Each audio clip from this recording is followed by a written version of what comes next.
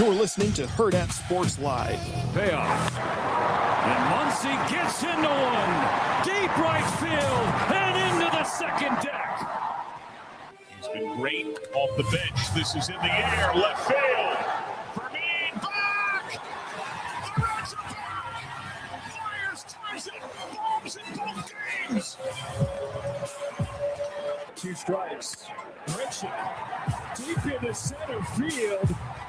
At the wall, there's goal! One swing of the bat, and Pritchett gives the White Sox the lead.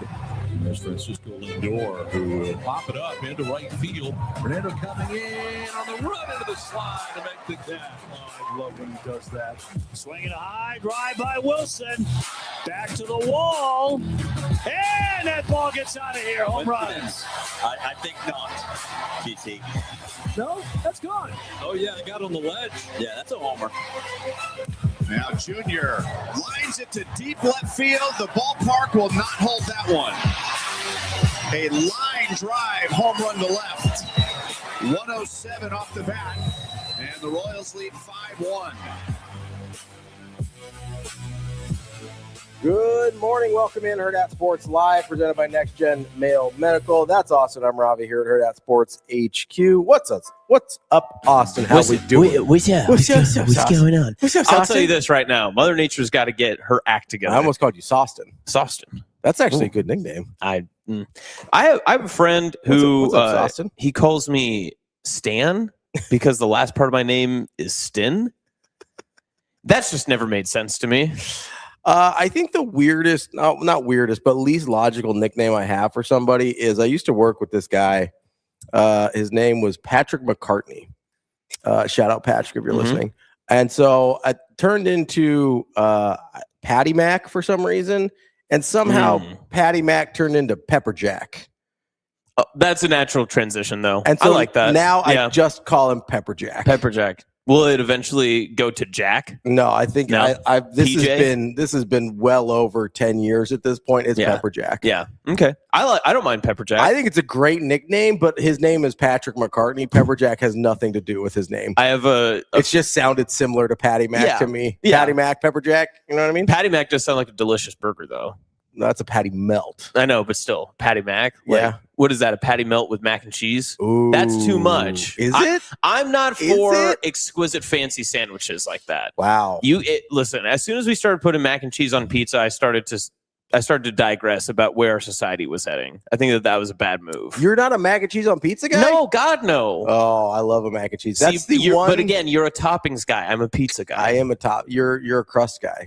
I'm a crust and sauce guy first. Yes. I'll be honest. When that's the only redeeming quality about CC's Pizza was the mac and cheese pizza. I've had the price. Yes, I was gonna say I think I've had CC's once. I do miss a good pizza buffet. We don't have enough of those. Yeah, we need to bring those back more. I do miss. I mean, Pizza Hut was kind of the OG. That was Was Pizza Hut the standard pizza buffet? So Valentino's here. Valentino's Pizza Buffet. I don't know. Well, okay. So I grew up in a town that didn't have Valentino's Pizza Buffet, but I still feel like I really loved my old Pizza Hut buffet.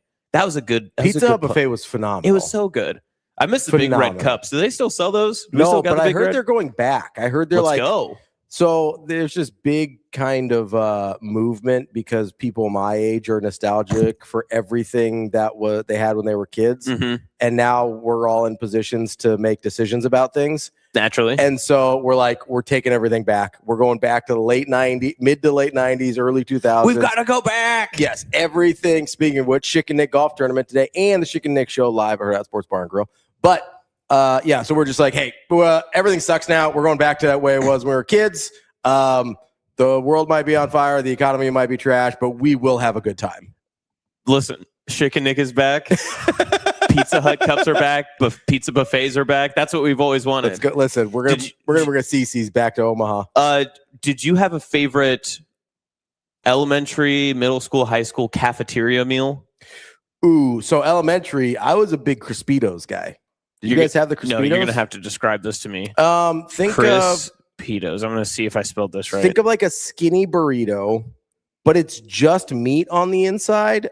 So it's like a fat taquito. Yeah. Okay. And with cheese sauce on top. Very, very good. I feel like you could I don't eat at Amigos. I feel like you get this at Amigos. Maybe, I don't know. Okay. I don't typically go. You don't frequent Amigos. Every once in a while, usually on like when they have special menu items. Oh, okay. So do you go to the one on 132nd in Center? Yeah. Yeah, that's the closest one. That is the largest flag I've ever seen in my life. Enormous. Like, you can see that thing from miles. Yeah. What is away. Amigos like? What's the marketing budget on just like the flagpole? I think they spent the entire marketing budget on the flag. It's gigantic. They were like, listen, everybody within 3 miles will know there's an Amigos right here.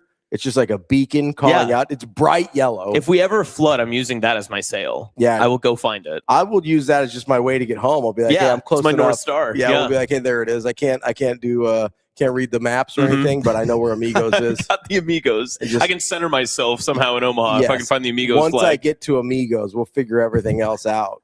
Plus, the food there, stuff like that. Yeah. No, they do interesting, like kind of like fast food, seafood items during Lent.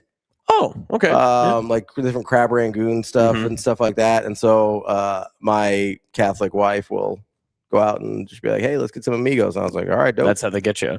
Yeah, I remember growing up Catholic and then going to UNK for my first year of school. You're eating on campus and everything. On Fridays, they did make it, very Lenten. And they would have the fish options. Usually they would always have fish sticks because, we're, just graduated high school kids. So I'm not a fish sticks guy. Yeah, fish sticks aren't great. Not good. I've never had a fish stick that just wowed me. And I think that's the point, right? Like, I don't think fish sticks were made to be like, oh, what a delicious meal. I'm just trying to imagine what would have to happen with a fish stick for you to be like, my God, like, whoa, this is incredible. I've never had a fish stick like this before. Oh, wow. No, but the what was always great about Fridays at UNK in the cafeterias, they would have everything all lined up. They'd have your whatever fillets and the different fish options and the salad bars and stuff. And then they would have the most ridiculous, absolutely delicious, like gourmet option that you weren't supposed to touch. They'd be like, oh, today is our, whatever carnitas bar. It's like, why today? Why didn't we do this on Tuesday or Wednesday? Why is this on a Friday in the middle of March? That's not fair. Nobody can have it. Yep. See, sorry. Well, sorry, not nobody, bud. just me. Just the Catholics. Yeah. Sorry, bud. That's when my Catholicism started to wane. Oh, like, I really like this Friday taco bar is I really need some of those fajitas. Juan says eating at UNK on the weekends was ass. Oh, it was bad. Capital ASS. I used to take. I got smart the end of my freshman year, and I lined my backpack with a plastic sack or a trash bag, and I would just dump the cereal bar into my backpack, and I'd fill my backpack up with cereal from UNK. Shout out UNK. Just backpack full of cereal. Backpack full of cereal, and I'd walk out. And then when I would get back to the dorm, I had the plastic the tubs and bins, and I would just scoop them back in there, and it was a good time. Incredible. Yeah. Listen, I'm going to make my money back. UNK, I still owe, but I'm going to make my money back. Certainly are not going to make your money back. Not in cereal. You don't know that? You know how cheap cereal is? You really don't know how much cereal I was taking. Brandon, what's up, buddy? I saw you pop in. I was going to ask if you put milk in your backpack also, but then you finish your story. Yeah, I was not eating that thing straight up. No, I wasn't. I wasn't doing an eating challenge by any means. That's a whole different level of just debauchery. Yeah. Just eating like milk out of a backpack. Oh my God. That's an Iowa Western thing. People at Iowa Western did wild things. Iowa Western back in the news, by the way. Oh, that. Yeah. Great. As we've heard, Tikey Hayes no longer on the Nebraska football team. I'm sure we'll get to it. I'm sure we will. I'm sure it's going to be a huge factor in the season, and if Nebraska wins and all that other stuff, I'm sure it's a really big deal. Or maybe not at all. Who knows? Honestly, who's to say? I don't know. I'm one of the opinion that a guy that is there shows up that late in camp probably not going to be an impactful part of this season. Yeah, I think they liked his talent overall, but obviously didn't work out. And that's your Tikey Hayes talk. There you go. Timestamp this chat so that way when people are like freaking out at 9 a.m., they're like, what are they talking about? 7:09, 9 minutes in, we talked about Tikey Hayes. There, bang. He doesn't play for Nebraska. Truthfully, anymore. what else are we supposed to say? And frankly, never did. Yeah, I mean really, I get that he was on. Did we even know what number he was? 23, I have maybe. No idea. I don't know. Like I no idea. legitimately couldn't tell you. What was your favorite part of the Tikey Hayes era? When he committed. That was cool. You know, my least favorite part was when he got kicked off. There was no in between. There was very little in between. This was an Oreo thin. There was nothing. Nothing there. I mean, it was, I don't know. Obviously, I don't know what happened. I don't know what the situation was. There's a lot of rumors out there. I don't know if they're true. Obviously, just didn't seem like it was a good fit, which I don't think was when somebody comes that late in the process, it kind of seemed like it's like, hey, let's take a flyer, see what happens on a guy that we think is talented.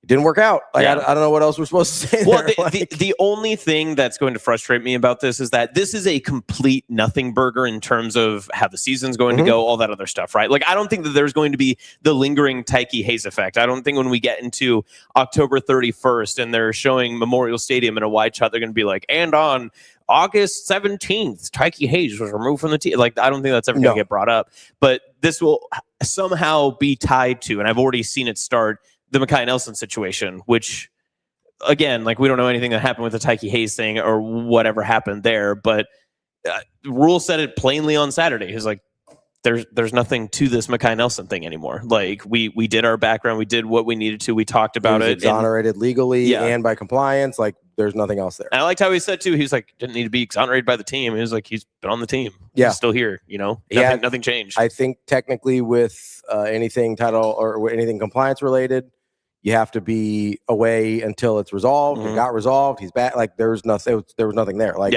and this is, I assume a different situation. I don't know any of the details. I don't want to traffic in the rumors that are going around about Tikey Hayes, but obviously this was a situation where they decided, hey, this isn't what's best for the team or what's best for him to be here anymore. Got to move on. And honestly, like, somebody asked in the chat yesterday when we were talking about, well, can Rule make the tough decisions about winning, stuff like that? I mean, obviously, like, guy gets here 3 weeks ago. I can't imagine there's a world in which Rule wanted to get rid of somebody. No, because again, optics. You don't want this to go around. And I mean, again, we're in fall camp season. We're not even into the stretch of the season. This is going to be a topic he's asked about on whenever his next media availability is. Is he out there today? I don't remember if it's him or somebody else. I think it's him first. Yeah.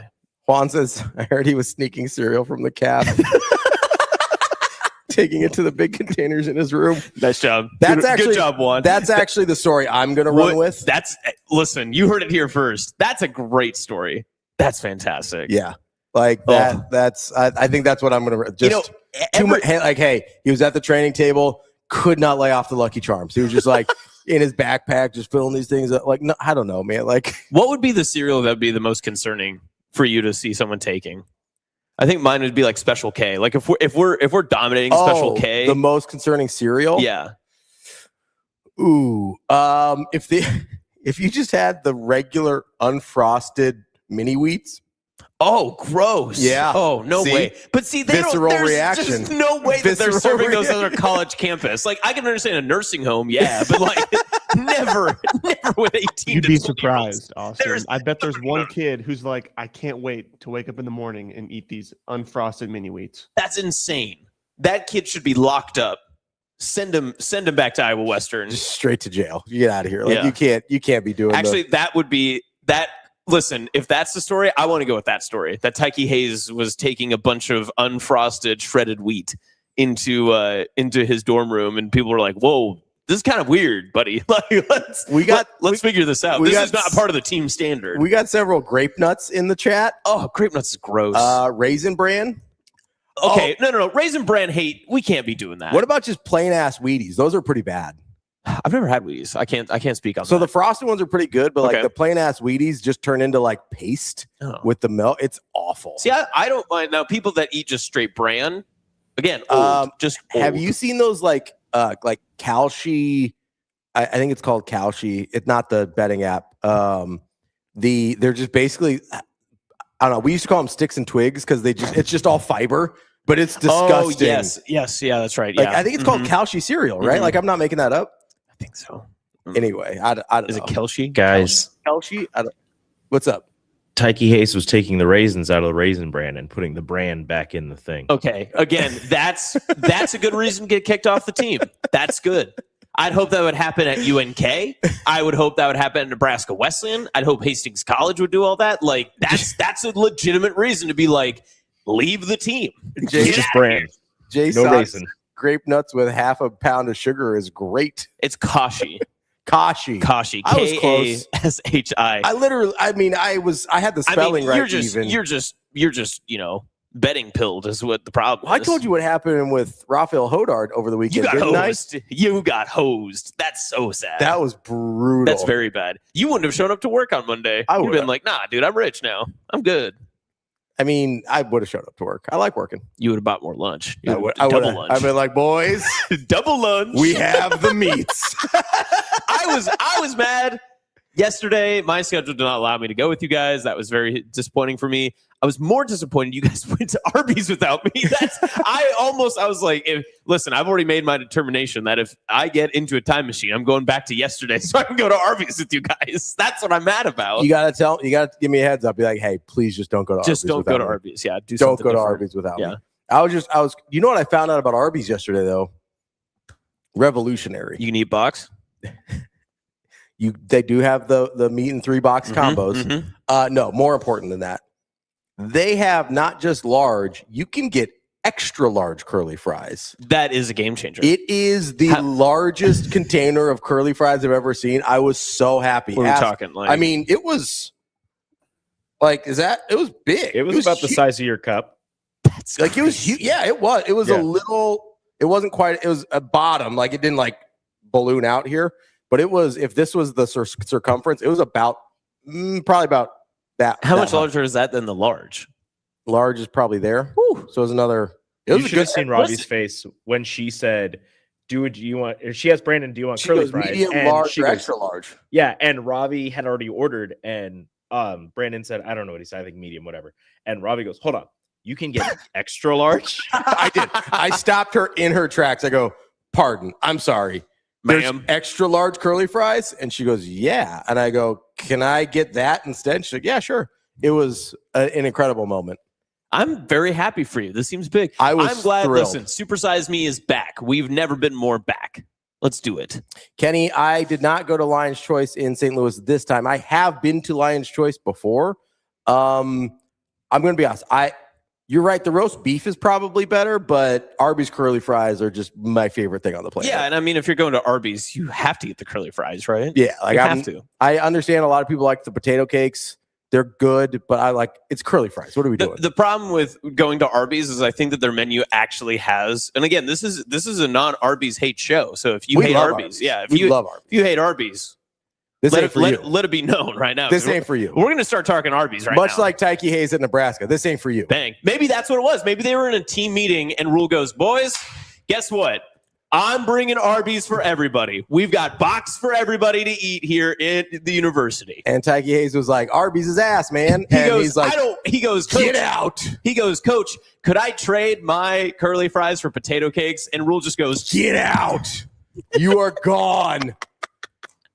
I like this. This is a fun scenario, just debating on the most unique ways to get kicked off of a college football program. Kenny says no argument on the curly fries. Okay, so we're on the same page, Kenny. Yeah, we're good. I've been to Lion's Choice. It's very good. It's very good. I used to actually be in St. Louis quite a bit. My best friend from high school went to law school there. So I would go visit him or whatever. And so I've spent some time in St. Louis. It's a further drive as an adult than I remember as a 20-something.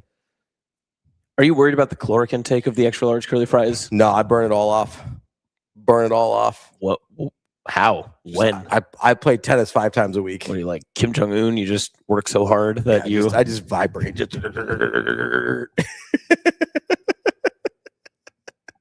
that's how you burn your calories, man, who am I to judge? You know, it's your home life. I play tennis like 5 times a week. I'm not worried about the plus. You know, honestly, that was like the only meal I ate yesterday. See, I kind of like the 1 meal days. 1 meal days are fun. So because you don't, especially the unintentional ones, like you don't plan your day around just being, I've done that before where I'm like, you know what, today, Dr. Fiance is on a 24. I'm just going to go to Texas Roadhouse at 1 p.m. I'm going to eat everything. Oh, can you wait until I'm done with the chicken Nick thing? Because I would like to go to Texas Roadhouse. I didn't say that. I didn't mean like today. No, I'm not doing that today. But like, okay. Because I was like, can we go to Texas Roadhouse? No, but This can be done. We can do this at some point. We could go to Texas Roadhouse. You know what? To celebrate the start of the high school football season, Let's how go about to Texas the week Roadhouse. leading into week 1? We'll do that. Yeah, we'll go to Texas Roadhouse. I'm excited. I'm going to do a 1 meal day. I love Texas Roadhouse. Look how excited Rico is. Oh, I didn't realize Rico was coming. Well, I mean, he's in and out. Yeah, he's in and out. He keeps going like I've this. never been to Texas Roadhouse. What? No, you're lying. You're lying. You've never had the rolls and the honey butter? I've never the been cinnamon to butter? Texas Roadhouse. Oh my God. Wow. I actually Listen. don't think I should go with you because Rachel hasn't either. So No, I'm sorry. Rico, you were going to Texas Roadhouse. Would you rather lose your Texas Roadhouse virginity with the boys or your wife? Let's be honest. I plead the 4+1. Nice. You plead the Jade Daniels? Yeah. Bang. Out of respect for Dayton Daniels, Yeah. he will plead the 4th. How do I? Okay, so guys, I'm in a real conundrum.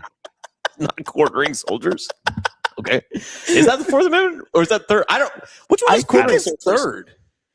What is the 4th Amendment? This is Yeah, bad. while you This is bad luck for us. While you look that up, I'm in a real conundrum because Oh, it's unreasonable search and seizure. Oh, We okay. knew that. I I knew that. Wait, which one's quartering? I think that's 3rd. Go KJ ahead. is 4 and his birthday is next weekend. I don't know what number to put on his cake because I don't want to get in trouble. Just make it a Jaden Daniels cake, man. TK says the 4th Amendment is my job. So you illegally search and seizure people all the time? Is this what you're telling me? I don't. Get him, TK. DB always said you were putting innocence away, but come on, man.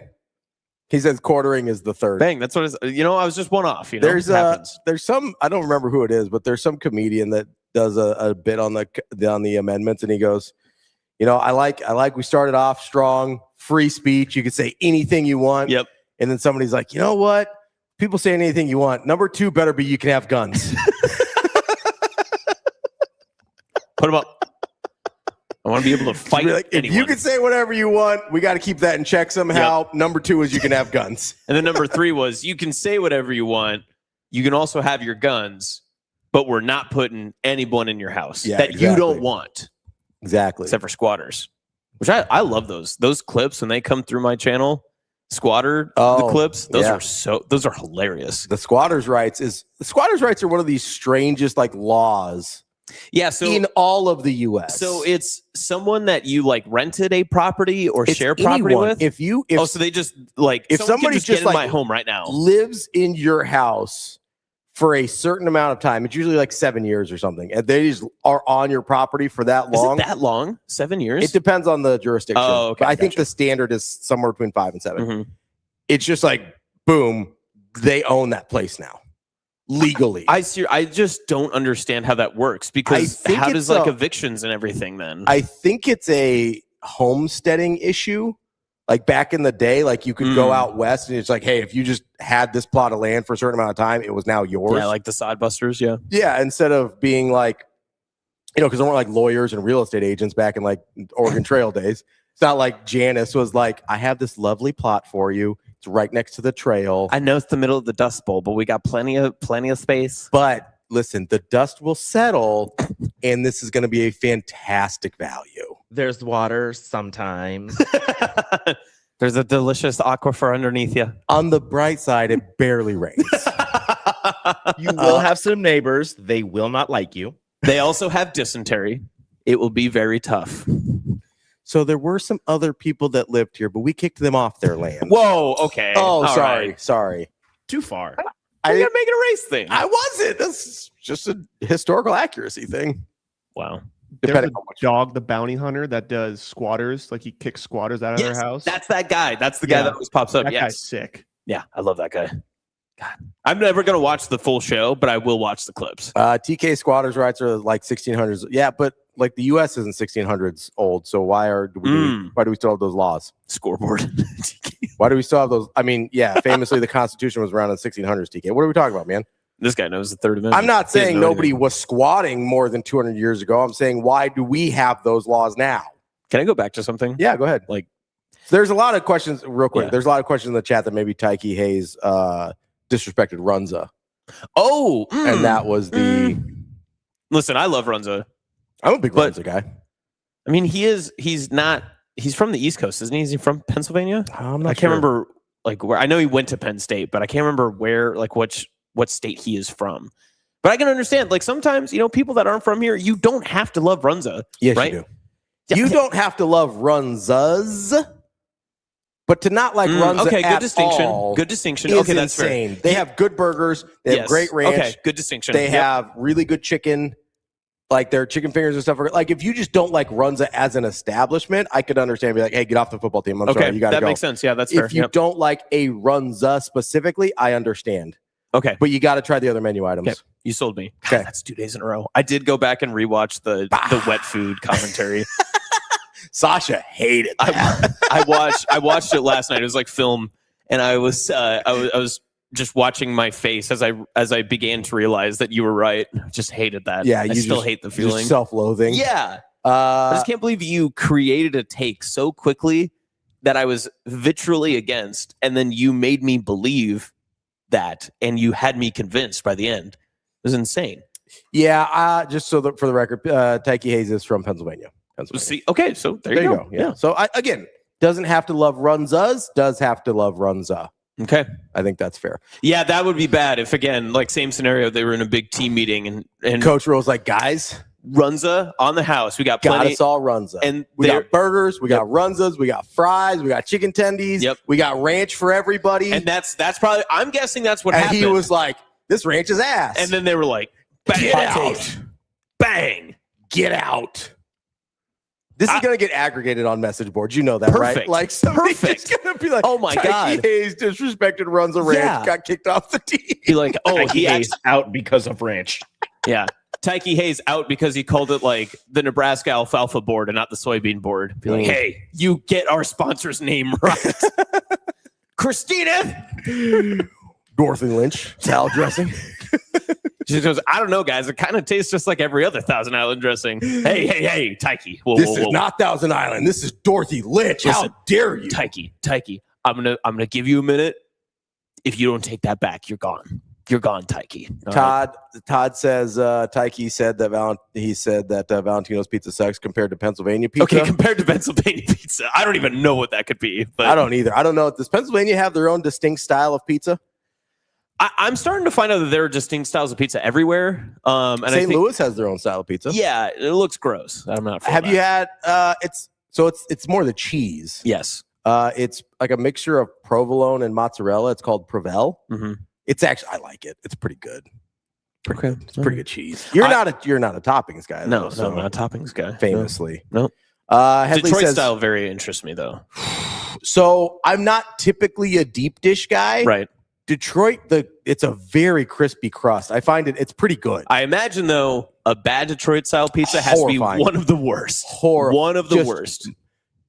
Just mush. Yeah. Like, did you ever? My God, yeah. Did you ever go to like one of your friend's parents' house and they made like homemade pizza? Oh, and they underbake it. And they yes. I imagine that's a bad Detroit. When you're and there's just so much mushy. You're like touching the crust and it bounces back on you. I ain't doing that. Actively wet.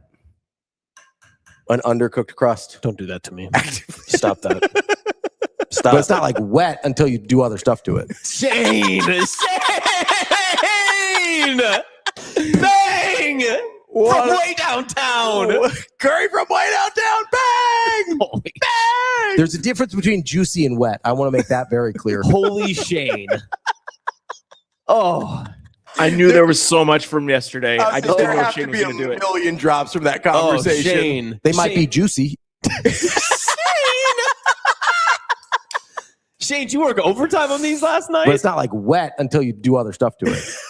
I know. I can't see him because of the screen. I'm going to look, actually. I want to see that soft smile. There it is. Shane smirk. He used to hit me like when it was you guys and if Rico was out, I had to be running cameras and stuff. He would hit one of those and he's got his mouse. He would do this and he'd go. Hold on, I'll do it one more. Just he'd go. Zoom in on the camera. Is the best. We're not putting the camera back here. Yeah, we are, Shane.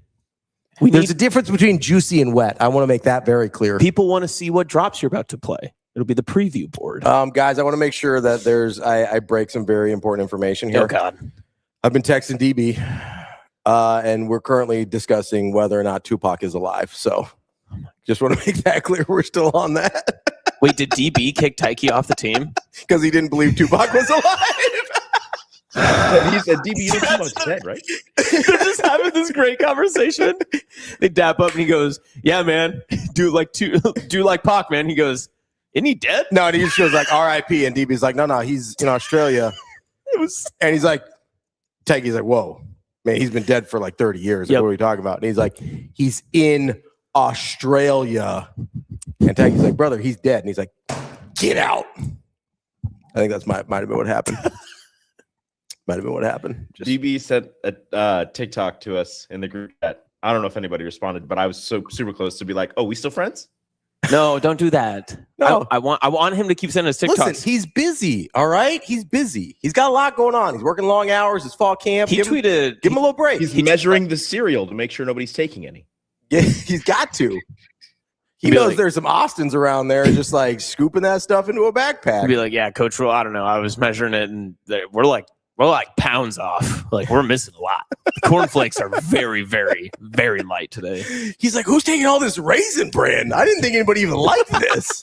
What's happening?" It's not even the brand, just the raisins are on. He's like, "Where's again illegal activity? Don't be doing that. Don't be doing that. Who likes grape nuts this much? I didn't know we had a 90-year-old on the team. What's happening right now?"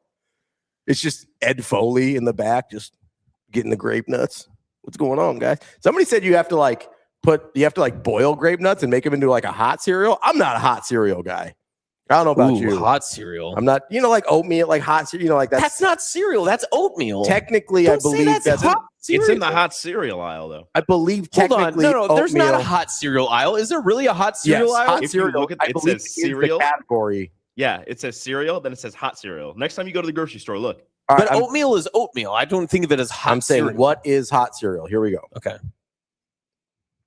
A warm breakfast food. It's like porridge. All right. Well, I'm British. Common types include oatmeal, cream of wheat, and grits. Those are all hot cereals. Okay. I like grits. So I do too. I like cream of wheat too. I was a big cream of wheat guy growing up. Yeah.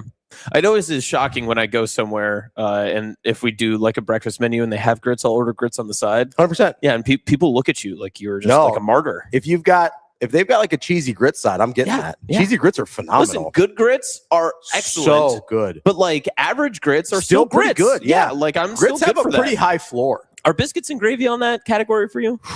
I think bad biscuits and gravy are bad. On the biscuit side, yes. I feel like most gravy you can't really mess That's up. not Sometimes you get really watery gravy, and I'm not. So doing you that. get that's wet. Really, yeah. Again, actively wet food, not good. Also, a lot of times people be out there not seasoning their gravy, and that's a problem. That's white people. That's us. I know that's that's on your people. That's on my like people. They will. Sometimes I have to go out of my way to get a chorizo gravy or something like that to make sure that my biscuits and gravy is actually seasoned. Yeah. Because they're not even putting black pepper in that thing. Yeah, like, what are we doing? It's like at this point, this is just Rico beige plate. And I don't need that in my life. It does look like gray slop. You know, if there's no seasoning. Give me some speckle in there. If biscuits and gravy, calm down now. If biscuits and gravy doesn't have seasoning, it's just gruel. Yeah. No. Oh God. Yeah, it is gruel. That's a great description. That's a good description. That is completely fair. No, when you take that first bite, you cut the biscuit, you get the gravy, you take a bite. It's like there's nothing here. It's just like bleh. Yeah, it is just it's literally the taste of beige. Like it just I didn't know. I thought beige was a color, not a flavor. This is the flavor of beige. The only reason I bring up biscuits and gravy is because you get the Hotel Continental breakfast, and you know that those biscuits and gravy aren't going to be good. Like you know the gravy is going to be really the biscuits are going to be rock hard. But I always still try. Still somehow undercooked. Yeah, I still try it. I'm still going for it. Like I'm still giving it the benefit of the doubt. Now, whenever I'm out on the road and I see biscuits and gravy, I'll be honest. If it's over like $13, I actually am interested in it more. So I'm like, this actually means it might be good. What did DB say? He says, "I know you make jokes, but if you saw the witness list for his trial, there are a lot of dead people on there too. Don't get it twisted." And then he goes, "He's in Auckland. That's New Zealand." Oh, okay. All right. Good to know. Wait, is he voice to texting you? He was driving like 10 minutes ago. He must be. He was tweeting on the interstate. You know he's a voice to text guy. Yeah. Damn. I can just see DB like hitting his phone Hit and him just with saying the like he's in Auckland. Yeah, whatever. I'm just gonna say from Austin. Yes. Queen. I'm gonna give him a crown too. He's going to respond back and be like, Austin? I don't know who that is. Carol, the guy? Coming up on the show today. We have Fred Hoiberg. 8 a.m. I actually hope he's listening. I think we've given him a lot of things to think about. I think he's probably got really strong takes on. Should we ask him what cereal it would take to get kicked off the team? Yeah, I'd be like, hey, what is the most? Hey, you've kicked people off your team before. Just be like, hey, what would be the most problematic cereal for someone on your team to be obsessed with? Yeah. No. He's also Fred Hoiberg's also a breakfast luncheon guy.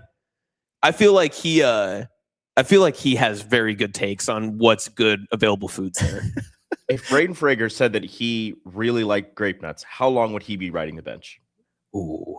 I don't know, but his NIL would be cut just dramatically. You know, it's like you get $4 a year now. I'm sorry. Well, grape nuts would fly in. They'd be like, "We'll give you $600 a year." I'll say that's our whole budget. You get unlimited grape nuts, but not actually unlimited because we need to make money. He's like, I can't imagine anybody just be like, I'm trying to picture the person who's just like, yeah, my favorite cereal is grape nuts. You ever meet those people where they're like, yeah, this is my favorite food. They're like, this is my favorite thing. And you're just like, what? I imagine they look like Happer. I don't know why. That's just who I'm picturing. Yeah, that's just who I'm picturing is like Connor Happer. I once told specifically in Creighton Blue Jay gear. You're like, ooh. I once told Happer. Man, I love. It keeps me regular. I once told Happer that he gave off boiled chicken energy. Oh, 100%. And he was so mad. And I was like, I mean, am I fair. wrong? No, that's completely fair. Am I wrong? That's an insult. Grape nuts, boy. Connor Happer. I'm not saying you only eat boiled chicken. I'm saying that's the energy you give off. Mm-hmm. Just like grape nuts and boiled chicken. Grape nuts, boiled chicken, and then when he's feeling real spicy, he puts a melted cheese slice on top of that chicken. Like the American cheese. We're getting good now today, boys. I made it good for my wife. That's we are eating good. What vibe does Austin give off? What kind of food vibe is Austin? Dude. Austin, you give Robbie. Robbie, give Austin. I mean, I feel like this could get racist in a hurry. Austin, Stephen Wardell Curry for Ravi. That's what I think. The only first thing I thought of was tuna casserole. I mean, fair, yeah, that adds up. I'm not gonna deny that. And I make a mean unseasoned dish of that. I'll tell you that. Keljem says fake American craft slices. Exactly. Yes. Like the knockoff, like the store brand craft slices is like the one that we don't need to splurge on the craft. Yep, you're starting to like peel it out of its like plastic sheath and it immediately falls apart. Oh, delish. Love those. Ravi gives off still slightly frozen fish sticks coming out of the microwave because he can't cook. That's 100% never going to happen. TK says gruel energy. I like that. I listen. If I'm going to have gruel, I'll do that. Amazing. He says power bars and Red Bull. Yeah, that makes sense. Actually, that's pretty close. Actually, yeah, that's in the neighborhood. Which one of you gives more White Monster? Probably me, Austin. Yeah, I give off. I feel like C4. This is the most Republican shit I could possibly say. I have a red, white, and blue monster that I'm saving for a rainy day in my fridge right now. Those are good. Those are good monsters, Austin. I bought it at Aldi says the guy for $2.20, and I was like, "We got to hold on to this." I don't know when I'm going to need this, but when I do, I was going to say, what is the day that you're like that red, white, and blue monster's getting? I don't know. It's like my nuclear launch code. Like I'm just waiting to push the button. That's what I want. I'm waiting for the right time. I thought about it today. I was like, "Ooh, Hoiberg today." You know, who knows what the morning's going to look like? Tikey Hayes got kicked off for stealing grape nuts. We gotta stay sharp. It's still sitting there. It's still hanging out. So I don't know. I feel like that's a pre-wedding day. You're just like, all right. Ooh, do I hold on for that long? No, absolutely not. We're I ready. might have to stock. How much longer are the red, white, and blue ones hanging on for? I didn't even know they made them. I might have to wait. As your officiant, I should know this. What month is your wedding next year? Are you serious? It's June. I told you May many times. May. You'll figure it out. You know what? We'll discuss it. That's crazy. I forgot. What do you mean you forgot? I mean, it's on my calendar, but so look on your calendar. Well, I can't Don't just ask like me look these through questions. all of 2027 and be like, "Oh, when is it?" Well, I'll find it. It's fine. I'll just say we could maybe buy them next year during the summer period. Yeah, but that's what I'm asking. Is that if this was like a America 250 thing? Oh, do I need to stockpile them? I thought they had red, white, and blue monsters before. Am I making that up? I've never seen. Listen, I haven't been in the energy drink game as long, but you know what they do have though, which is in the neighborhood. They do have Bomb Pop C4s. I'm not a C4 guy. Sorry. Why don't you like C4s? It's just not for me. All right. Sorry, man. All right. Sorry, man. It's fine. Yeah. I just the orange ones are good. Listen, they taste very breakfasty. I stick to my Monster Energy You drink. sound really hurt right now. I am really hurt right now. My C4. But, sorry. By you me? not liking my C4s. Oh, how do you think I feel? You forgot my wedding date, and you're a very significant part of it. If you did not show up, we're having Grandpa Jake do it. Very different vibes. Very different. I got you, brother. No. Why? You're like 6th or 7th on the emergency contact. 6 or 7. What about me? Now, Very where am I at? Brandon, unfortunately, you are not on the emergency officiant list. I don't think that you're registered. You don't want Rev Rico? No, because I feel like this is some weird thing you're gonna just like make your whole personality. I don't need that on. Yeah, he is. I'm not. On Dr. Fionte's big day. You're gonna I would never. You put it on your mail list. You put it on your Ask for my mailing title. address. That's not your title. I am a reverend. Your title is Little Producer Boy. That's your title. All right. That's careful now. Do you remember when I said that to you? And you were like the most. That was the meanest thing you could say. It was, and I immediately regretted it. I was like, I didn't mean it to sound that mean. It was just like, oh, I thought this was a funny thing to say, and then I like saw your face. I was like, oh, I effed up. That was bad. It was immediate regret, which I usually don't have. It's usually like later. Later. Immediate regret. I was like, oh, that was really mean. Yeah. That was really That's mean. okay. Okay, so remember when I said, can I go back and get something? Yeah, Can I go back and get that thing? Yeah, Sorry, I just remembered I wanted to go back and get it. we have to go back. Yeah, go ahead. We have to go back. Go ahead. Shane, at any point, if you want to talk about Fernando Mendoza during this, you're more than welcome to. So remember when we were talking about school cafeteria food? Yeah. Do you remember Pizza Max sticks? They were like... I do not. They were like basically just mozzarella sticks, but they had like dough instead of like the breadcrumb wrapping around mozzarella. And they would just give you like a cup of marinara and they would bake them in a tray and you'd get like 2 or 3 or 4 of them. And you would have those for lunch. They were delicious. Let me see if I can pull it. I do not remember those. No, I was a big Crispito guy, as we discussed. Yes. I was a look at these things. You see these Pizza Max sticks? They look just like that. Yes. Yeah. Yeah. I don't think we had those in elementary. That might have been a middle school thing for us. You can buy them. I do recall those though. You can only buy them in bulk from like Cashway. Yes. You have to buy like them Costco. like from like warehouse providers or like Restaurant Depot type places or wherever that. I'm gonna try to do that for my late night snack. That might be a good idea. That'd be delicious. Right. I also really enjoyed the rectangle pizzas. I'm not gonna lie, there was something special about the rectangle pizzas. I do like the rectangle pizza. I don't like the rectangle pizza now that you buy frozen, but no, they can't be far off from what I ate as a child going through school. I think they were. I don't know. It's probably just nostalgia, but for whatever reason, the rectangle pizza hit pretty hard. Mm-hmm. We had chicken fried steak. Chicken fried steak day at Sydney High School was a very, very big day. Very big day. In high school, we had like sort of a different setup. At least my freshman year, you had some regular food, but they would bring in Arby's, Little Caesars, and Subway. What? I'm sorry. Yeah. What? Yeah. And then later, I think my sophomore or junior year. Are you sure you're not IMG North? That's insane. We are Miller North, baby. That's what we do. They did switch it over, I think, later to more regular cafeteria type, although it was pretty good food still. But then we also had a little like almost like convenience store shop on the side where you could buy, like chips or little like like a C-store or something. Yeah. Right. So that's what a lot of people did that too. But I'll be honest, like Little Caesars Pizza Day was. I can't believe they brought in Little Caesars. That's nuts. Little Caesars was Little so good. Caesars Pizza at. And then as a senior, when you had like open campus or whatever, me and my friend would just go there. The Little Caesars is like a mile from Miller North, 156 in Dodge. Oh yeah. And so we would literally just go to Little Caesars and split a pepperoni pizza every day. It was incredible. It's not bad. It was the best. It's not bad. Yeah, we got open campus as seniors as well, but the only place you could actually go to that was close by was in like a Mexican restaurant that was called Oya. And then they were closed for most of the season because the family would do like a 2-month vacation where they would go back home and then they would come back. So the end of your senior year, you didn't get to eat in the Oya because it was closed. You wouldn't be able to go back. Why was it called the Oya? I don't know. That was just the name of the restaurant. Oh, okay. Oya. Oh, okay. Oya. I don't know why things are called the way they are. I just didn't know if it stood for something or somebody's last name. It reminded me of what was the Arrowhead Stadium called? Giha. Yeah. I would always call it Jiha. Yeah, like Geha or something. Like I didn't know how it was pronounced ever. Right. Yeah. But apparently it's just Arrowhead Stadium again. They took the Giha out of it. No more Giha. Yep. They Tikey Hayes that thing. Just I don't know. Said, See you later, Giha. You don't like Kansas City barbecue? GTFO, Giha. GTFO, GEHA. Get out.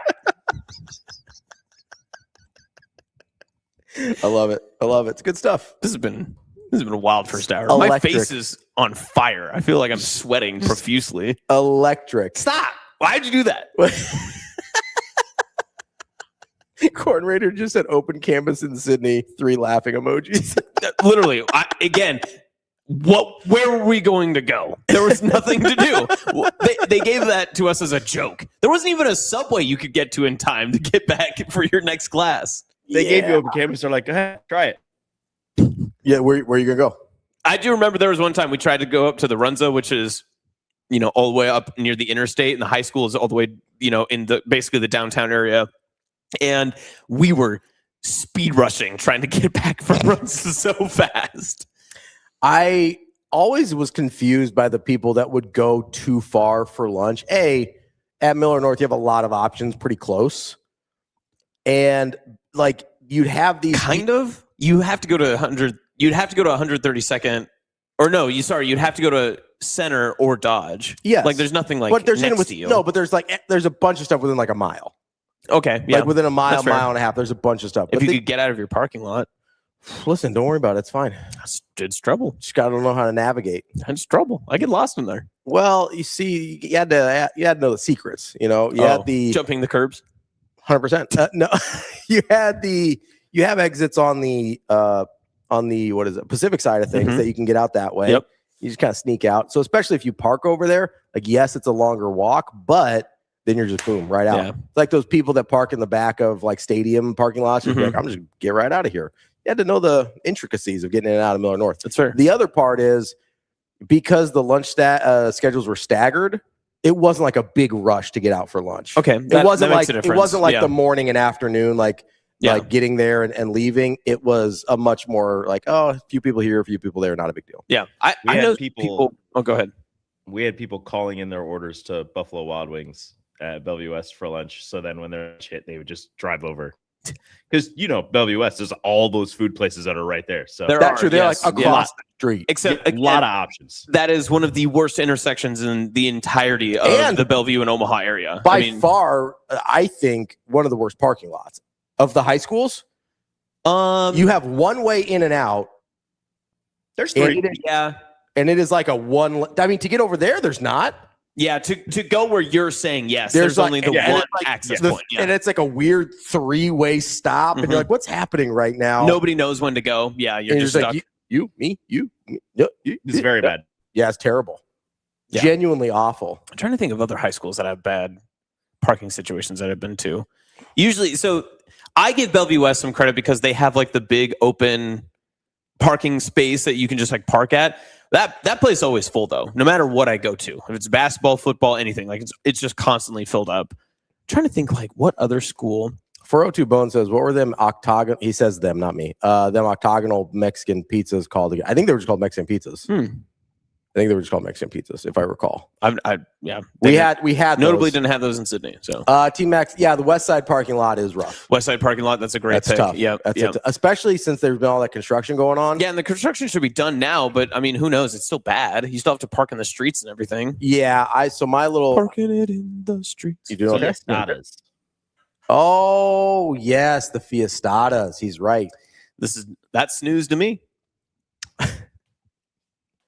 It's about an hour drive outside Omaha. Place called They Sydney. might be juicy, but it's not wet. That's a great one, Shane. Until you do something else to it. That might be some of your best work so far, Shane. That is excellent. You went on a heater. Fiesta pizza. There's a difference between juicy and wet. I think that's very Fiesta true. pizza wet? No, I don't think so. Just cheesy. The other problem about yesterday is that I didn't have anyone else to talk about it when I went home. I couldn't just like bring up, I try not to take work home with me, but I really just had a lot of trouble on my mind. You were like, Dr. Fiance, I had a really hard day at work. You don't understand. Robbie trapped me into a corner. Yeah. Where he got me to agree about actively wet foods, and it was terrible. It was no fun. I didn't like it. I also realized I eat just mostly dry food, which is fine. So I mean, that's on brand. Yeah. Is salad wet? So dressing is wet. The salad shouldn't be wet unless you didn't do a good job drying it off after you washed it. Because like when there's actual, I'll be honest, sometimes I just don't even try to dry it. I'm just whatever. When there's actual like water with the lettuce, that's gross because then it waters down the dressing, which is not great. But yes, dressing is wet. Are you a salad guy? Yeah, I love salads. Okay. Big salad guy. Salad with protein, not just like a salad. I mean, I'll do like a side salad, but if it's a meal, you have to have protein on it. I love a side salad. I push for a Caesar salad every time. I don't care how much extra it is. I love Caesar salad. I love a Caesar salad. Caesar salad's so good. They never give me a big enough side salad. And I know people would just be like, just get the regular salad. Well, I don't want to order regular salad and food. I'm not going to lie to you. Sometimes I'll double up. Like if I get two sides somewhere, I'll just be like, hey, give me double Caesars. Oh, that's a good move. Yeah. Maybe I'll do that when our Texas Roadhouse trip comes up, which Rico can go to. Texas Roadhouse has good salads. Rico, you are now invited because I want you to enjoy Texas Roadhouse and I want your wife to know that you went. She's listening. You know what I mean? You know what she said? What'd she say? She said, just go with those idiots and Brandon. Bang. We are idiots. And how come Brandon's not an idiot? Huh? He went to Patio Stout. Listen, he's one of us now. We're all idiots. One of us. One of us. I think he forgets that. Ooh, creepy. Yeah. When he says it, it goes almost forgets. I think he forgets about. Be careful about that. I can't Brandon see it. in Iowa. I can't see. Hold on, I'm just messing with my eye hole. Don't ask me and mine for nothing. See, that's Rico. In that scene, that's Rico. I got 3 kids at home. I watch my wife slave day and night, making 37 bags, you ungrateful sons of... Using slave as a verb in that scenario is a little... Yeah, it's problematic. Yeah, a little bit. But I mean, to be fair, the time frame of the movie. So... Will Pickering says, Austin, I double side salad every time I go to the Roadhouse, which is like 4 times a month. My man's living good. The Roadhouse? Man. My man is living good. Here's the other thing about Texas Roadhouse I don't think a lot of other people consider. Of like fast casual chains, relatively cheap. Yes, like it really actually is. not that bad on your wallet. Especially for the quality of food. Yes. It's like the food's good, man. I don't know. Even if you can order a lot on that menu and you can have a good time with a lot of I'm telling you, I've had I'm just gonna Google this menu really chicken quick. Strips, good. I've had ribs there, good. The steaks are good. The chili is pretty good. If you want like a little side chili. I never went chili. I used to get the side chili quite a bit. Good. Obviously the rolls are phenomenal. Just otherworldly. I'm trying to think what else. Look at these Texas-sized combos: grilled barbecue chicken and a 6-ounce sirloin. Wow, that's so much food. 12-ounce ribeye and ribs. That's like a DB meal right there. And you get a potato with it. Who's eating this? This is crazy. I love this. That's a DB meal right there. Oh man, this is incredible. That's great. Listen, their food. They have good food. I don't know what to tell you. Listen, what's your favorite side? He says loves Texas Roadhouse, but doesn't like Drover. Make it make sense, Robbie. Here's the thing, man. We are talking about a pretty significant price difference here. I think that's number one, especially if you go for dinner. I understand. Will, do you see Will? He says, I look like a Roadhouse roll at this point. When you're going for dinner, there is a pretty significant price difference. I understand the Drover has a pretty affordable lunch menu. At least that's what I'm told. I've never been there for lunch. The other thing is we're talking about expectations versus what people deliver, right? People don't talk about Texas Roadhouse as one of the best steakhouse. One of the best Roadhouse. I mean, it is one of the best Roadhouses. Right. It's Patrick Swayze, Texas, Jake Gyllenhaal. That is that is order. an excellent list. That's the right order, right? Rico, make that graphic right now and tweet it from Maine. That's the right order. I'm not kidding. Make the graphic, Rico. Robbie, and tweet it to Maine. Robbie Power Winks Roadhouses. Power Winks. And make sure that's what it says. I almost said something real bad. I almost just said Robbie's Power Winks, and I'm not going to say that. You literally just did. You just did. You just said it. No. Power Ranks. That's an unfortunate slip of the tongue there. Fred Hoiberg, don't be in the green room, please. Good Lord, I hope he's not here early. The difference between juicy and wet. They might be juicy.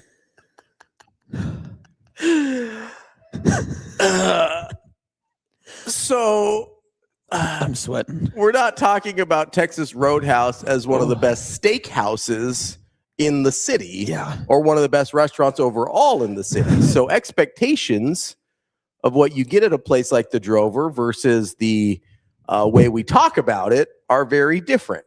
And that concludes my Your Power Winks. My power wanking of steakhouses in Omaha and roadhouses in the general world. Swayze, Texas, Gyllenhaal. Big gap, and then Gyllenhaal. I think we need to take a break. Oh my God. I think we need to take a break. I need one. I might have to go shower. I'm like sweating. This is an incredible. An hour flew by. They might be juicy. It is important to shower after a pat. Never mind.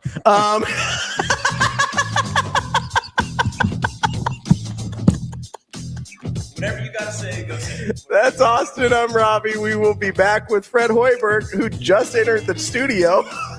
I hope that's all he heard.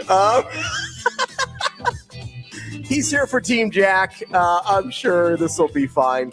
That's Austin. I'm Robbie. It's Hurrdat Sports Live. My God, I hope this man has a sense of humor. We'll be right back with your head Nebraska men's basketball coach, Fred Hoiberg.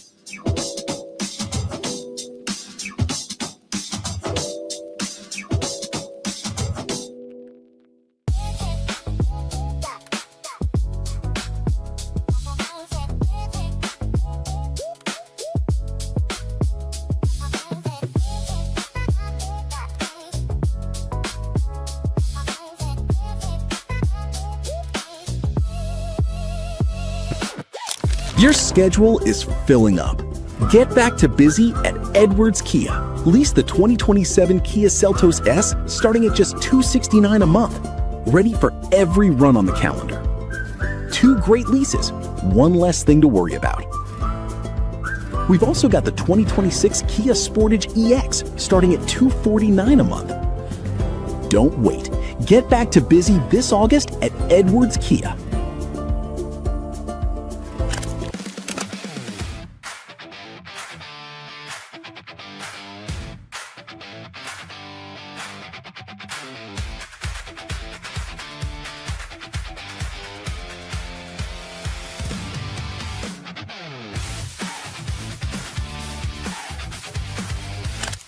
He doesn't look like a freshman to me. I mean, he was nervous in the spring because he just got here.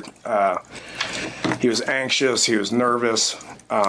He settled in over the summer and just does not look like a freshman to me. I mean, he's 6'2", 210. He runs fast, has breakaway speed, has good ball skills, doing a solid job in protection. So, encouraged with where he's at. I mean, he's going to play, so we'll all see it here in a few weeks.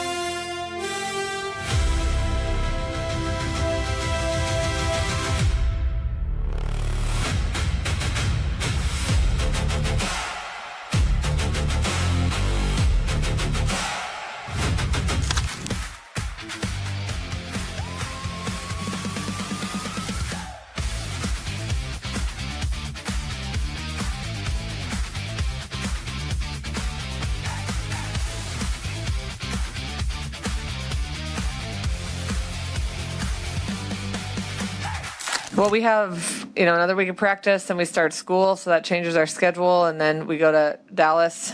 And then we'll have a quick turnaround from Dallas to playing Texas. So we'll use those exhibition games to iron a few things out, and hopefully if we win, we'll get to play again. So hopefully we play 2 down there in Dallas, and that'll be a great tune-up before we have a game that really counts.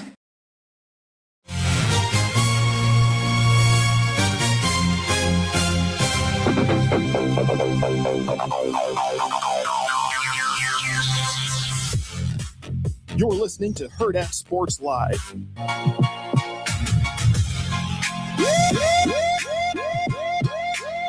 Welcome back, Hurrdat Sports Live. Brought to you by Next Gen Male Medical. That's Austin. I'm Ravi here at Hurrdat Sports HQ. We are very happy to be joined now by your head men's basketball coach at Nebraska, Fred Hoiberg. Coach, how are we doing this morning? Good. How are you guys doing? Doing great, Coach. We're having a great time. We appreciate you joining us here. I know it's for a very special event with the Team Jack Foundations, an evening with Fred Hoiberg. We will definitely get all the people information about that. But you mind if we talk a little ball first? Is that okay? Sure. All right, Coach. I have to say it was obviously incredible to watch your team over the last season, but I want to go back a little bit further and go back when things weren't going quite as well for you here at Nebraska. There was obviously took a few years for things to get going. Was there a mental shift for you at some point where things started to turn around, or was it more of just, hey, we have to continue with our process and get things on track? We believe what we're doing here, and we think it'll work. Well, I think when you look back at the early days, obviously we took over a tremendous rebuild. It was the largest rebuild in the history of the Power 5 conference. And, year one, we knew we were going to take some lumps. We were the only team rebuilding in a very loaded Big Ten conference. And year two, I like some of the pieces that we had put together. Unfortunately, it was COVID, and we got hit as hard as any team in the country. So those first 2 years, I think were very difficult to evaluate just based on different circumstances. Derek Walker was serving basically a half-season suspension from an incident that happened at Tennessee, and he comes back for one game, played great, and got COVID the next day, and then it spread throughout the whole team. Year three was a very disappointing year. I really liked the pieces that we put together. Unfortunately, it just didn't fit the way that we would have liked. The chemistry never really came together. And then we started getting it going. And, the guys that I really give credit to that really helped flip the culture, Sam Griesel, I've talked a lot about him, coming home, just an unbelievable person, had a huge passion for the program, went to camps growing up as a kid. And the other one was Emmanuel Bandamel. Unfortunately, he got hurt in January that year in a game at Penn State. Jawan got hurt that same year, tore his shoulder. I think it was the same week. And then, it really kind of was the emergence of Sam and also Casey had a much larger role to finish that season, which led to the first NCAA tournament for our team. And, the start of 3 consecutive 20-win seasons. And then last year, certainly one of the most enjoyable seasons I've ever had in this business. That team was all about the right things, came to work every day. There was no agendas, very unselfish. And, just the type of group, not overly talented, but the pieces fit.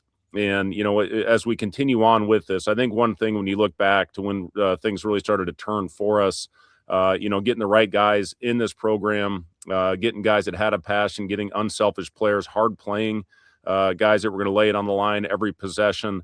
And, that's led to a lot of fun basketball. So I really like the group we put together this year, very similar makeup to what we had the last couple seasons. And I'm excited to get going here again next Monday. Coach, I got to ask with last year's team, right? A lot of people would look at that roster from the outside and say, hey, we like some of the pieces here. We got Ring Mass coming back. There's some things to be excited about.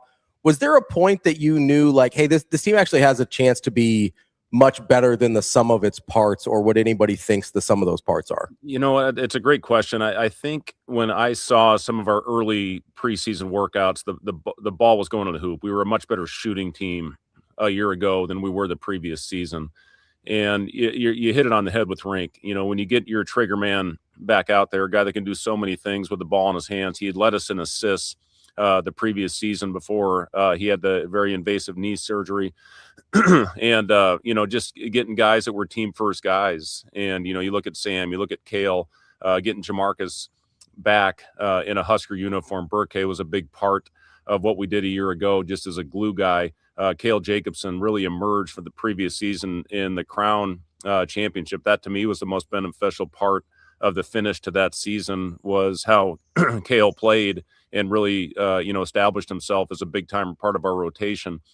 So it just, you're right on, the sum of the parts was greater than the individual, but also, when I look at it, it was getting the right guys back here, and Rink was such an important part of that.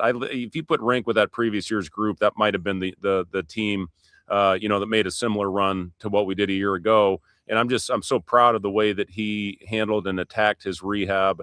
That could have ended his career. And, a lot of doctors said that if you get this procedure, there's a chance you may never play basketball again. And what he did, he's one of the most regimented, one of the most disciplined players that I've ever coached. And then when we had him back, I guess to answer your question on when did I think this team had something special, was really that BYU game.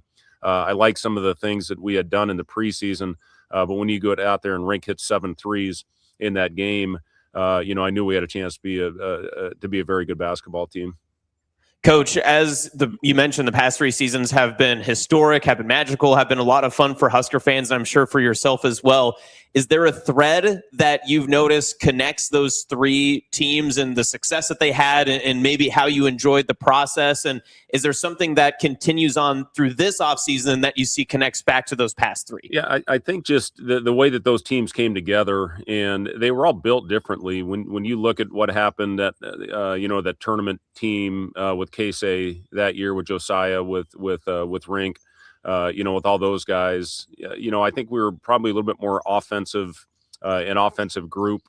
Yeah, it's really when, I give Coach Lenzer a ton of credit. We were the 8th ranked defense in the country a year ago, of putting a system in place to really protect a lot of the players that had to be on the court.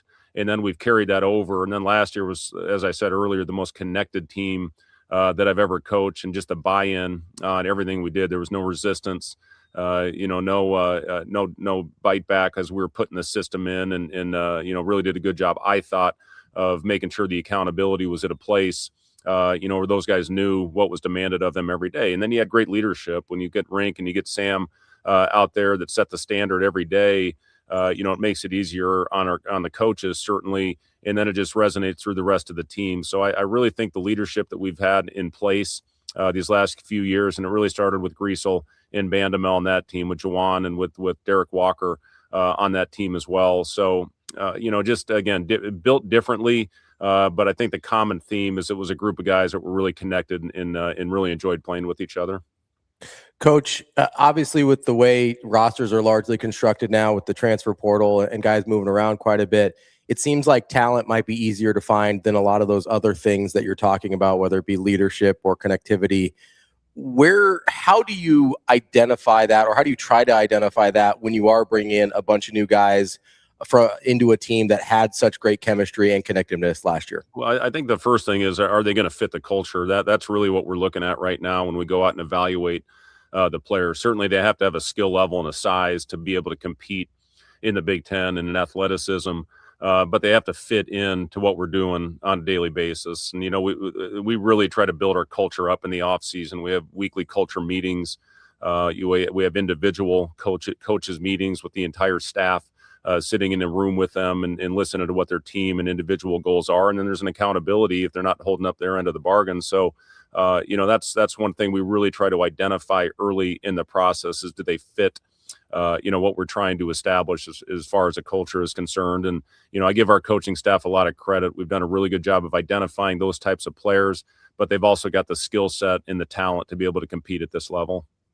Coach, just on maybe the more personal side for you, I'm curious how this offseason has went. Now, cheering for Sam instead of having him be in the locker room and be a part of this offseason workouts and, the practices that just wrapped up for you guys. What's that been like for you? Have you noticed the void in the locker room and in practices? It's weird. He's been here 5 years, and, I'm for what Sam helped us accomplish and where he helped get this program, really is amazing. He came into college the year COVID, in the COVID year, so he really wasn't evaluated probably the way that he should have been with no AAU tournaments that summer, and also a COVID year. There was a school on the East Coast, Colgate, that I think would have offered him, but a lot of their players utilized the COVID season and came back, and that took away the roster spots that I think would have been there for him, and maybe some Summit League schools. So he just came to me and said, "Dad, I really want to come and walk on. I promise you this, I'll make the other players better. I'm not sure if I'll ever play, but I know I'm going to improve my game and then see where it goes." And then when he got the opportunity, I'll never forget that conversation after Bandamel went down with the knee injury, and Juwan had gotten hurt earlier. And then I just said, you need to be ready. You're a third point guard now. He came out and played the next game. We got it handed to us, but he played great. It was probably the best player on the floor. And then he went to Maryland the next game and scored 15 off the bench. And really, he's been, he'd been part of the rotation ever since. So yes, we miss Sam, not only for what he did on the court, but just for what he did as far as bringing the group together. He and Rink, I thought, were the keys in bringing our team together and establishing off-court chemistry, which I really think matters when you have a true, when you really like the guys sitting next to you in the locker room. I really think that stuff matters. So that off-court chemistry was very important, and Sam really helped us establish that. So yes, it's been strange not having Sam out there, and we miss his voice. We miss his voice. We miss Rink's voice. That's my one thing that I've really talked about with this group early on, is who's going to be the leader, who's going to bring the team together when things get tough. We've got great kids. This is really an enjoyable group. They spend a ton of time with each other off the court, but who's going to be that guy? And you really don't know until adversity hits you in a game situation. And I really like we're going to get 3 opportunities with exhibition games, with the game at BYU, with the game against St. Louis, and the game against Kansas State, which we will play in Grand Island. So that's going to give us a good feel for what we've got from a leadership standpoint, the guys we miss from a year ago, most specifically Sam, Rink, and also I'd put Jamarcus in that category as well. Coach, you talk about those guys that have moved on from the program now. The expectations that are for the program are obviously going to get higher and higher the further that you get, deeper runs and such. But the expectation for leadership internally, how do you encourage that in that program, or is that something that you just see comes in naturally? Yeah, I think it just kind of naturally occurs, and honestly, I think it is an innate quality. You can talk to them about it. You can show videos to your team, but who's going to be the guy in difficulty? And anybody can lead when things are going well. There's no doubt about that. But who's going to be the guy when things get tough that's going to help get you through it? That, to me, is the ultimate sign of if you have a successful season or not, is how you handle adversity. And again, I know I talked about last year, but it's a great example of a team that never hung their heads. And, when things went tough, you used the Illinois game on the road early in our process a season ago. And, those guys, when Illinois was making a 14-0 run, they never hung their head. And then you end up making a big play to win the game at the end with Jamarcus's shot that Sam created for him. So, yes, you can do a lot of things, but again, you're not truly going to find out until you see it in a game situation. Coach, there's obviously been a lot of turnover on your roster over the course of the last season, but there's been a lot of turnover with basketball in the state in general. I know that you and Coach McDermott were pretty close. How strange is it going to be when you go and play Creighton and see a different face on the sideline? Yeah, he's, Greg's a very good friend of mine. He really is one of the big reasons I'm in this crazy business. It started with Dana, taking the Oregon job, and then Greg moves from Iowa State to Creighton, and then that opened up the position where Jamie Pollard, athletic director, took a chance on me and hired me and got my start. So we've always had that connection. And, I used to go watch practices when I was working in the front office with the Timberwolves. I would always go down and spend time with Greg and watch his teams. I've always been a huge fan of the way that he coaches. And, then the opportunity to coach Doug in the NBA with the Bulls for a couple seasons, and still keep in touch with Doug. My oldest son, Jack, who works for the San Antonio Spurs, was with Doug for a couple seasons down there as well. So, there's a lot of connections with Greg, and again, just the admiration I've had on his coaching journey and just the type of person that he is. So it is going to be a little strange with that. I think Alan Huss is a terrific coach, and they're going to continue to have a lot of great success in their program. But yeah, I wish Greg all the best. And I know he's playing a lot of golf right now and really enjoying himself. Coach, just on that note from earlier that you mentioned about the team and the program moving to Grand Island and being able to take that exhibition against Kansas State for later on in the season, how exciting is that to be able to spread this celebration of Nebraska basketball, not just in the capital city, not obviously being able to get maybe another win in Omaha later this year as well, but then taking it to central Nebraska and having that the fan base grow a little bit further and deeper with the state? Yeah, I mean, we've got great fans all over the state. And to get to central Nebraska, it's going to be a lot of fun. We've had a lot of people that have been great supporters of our program in that community. And we're really looking forward to that opportunity to get in front of our great fans. A lot of them maybe that wouldn't get the opportunity to get to Lincoln, to see our team play at Pinnacle Bank Arena. So, yeah, really looking forward to that game. Coach, obviously the success of the basketball program last year has energized the fan base in the state. And I know you can't talk about anybody specifically, but how have you seen recruits react to you differently based on the success that you've had last year? Oh, listen, the recruiting game is it's constantly evolving. I guess I'll put it that way. And it's just so much different than it was even a couple years ago with everything that we've got going right now with the revenue sharing and the NIL and the clearinghouse and all those different things. One thing that I do know, I'll take Sam Orm, for example, a player that we're really high on that we got from Belmont, and he really did his homework on the type of program that he wanted to be involved with. And a big part of that was he watched the success and the system that we had last year and really wanted to be a part of it. So he cut it down to 3 schools early, and, we got him on campus and feel very fortunate to have gotten him, a kid that's going to most likely have 3 years when the fifth year rule, that has recently passed. So, we're I guess that's, the type of kid, that does their homework where, there's some people in this business, all they're going to do is go for a paycheck.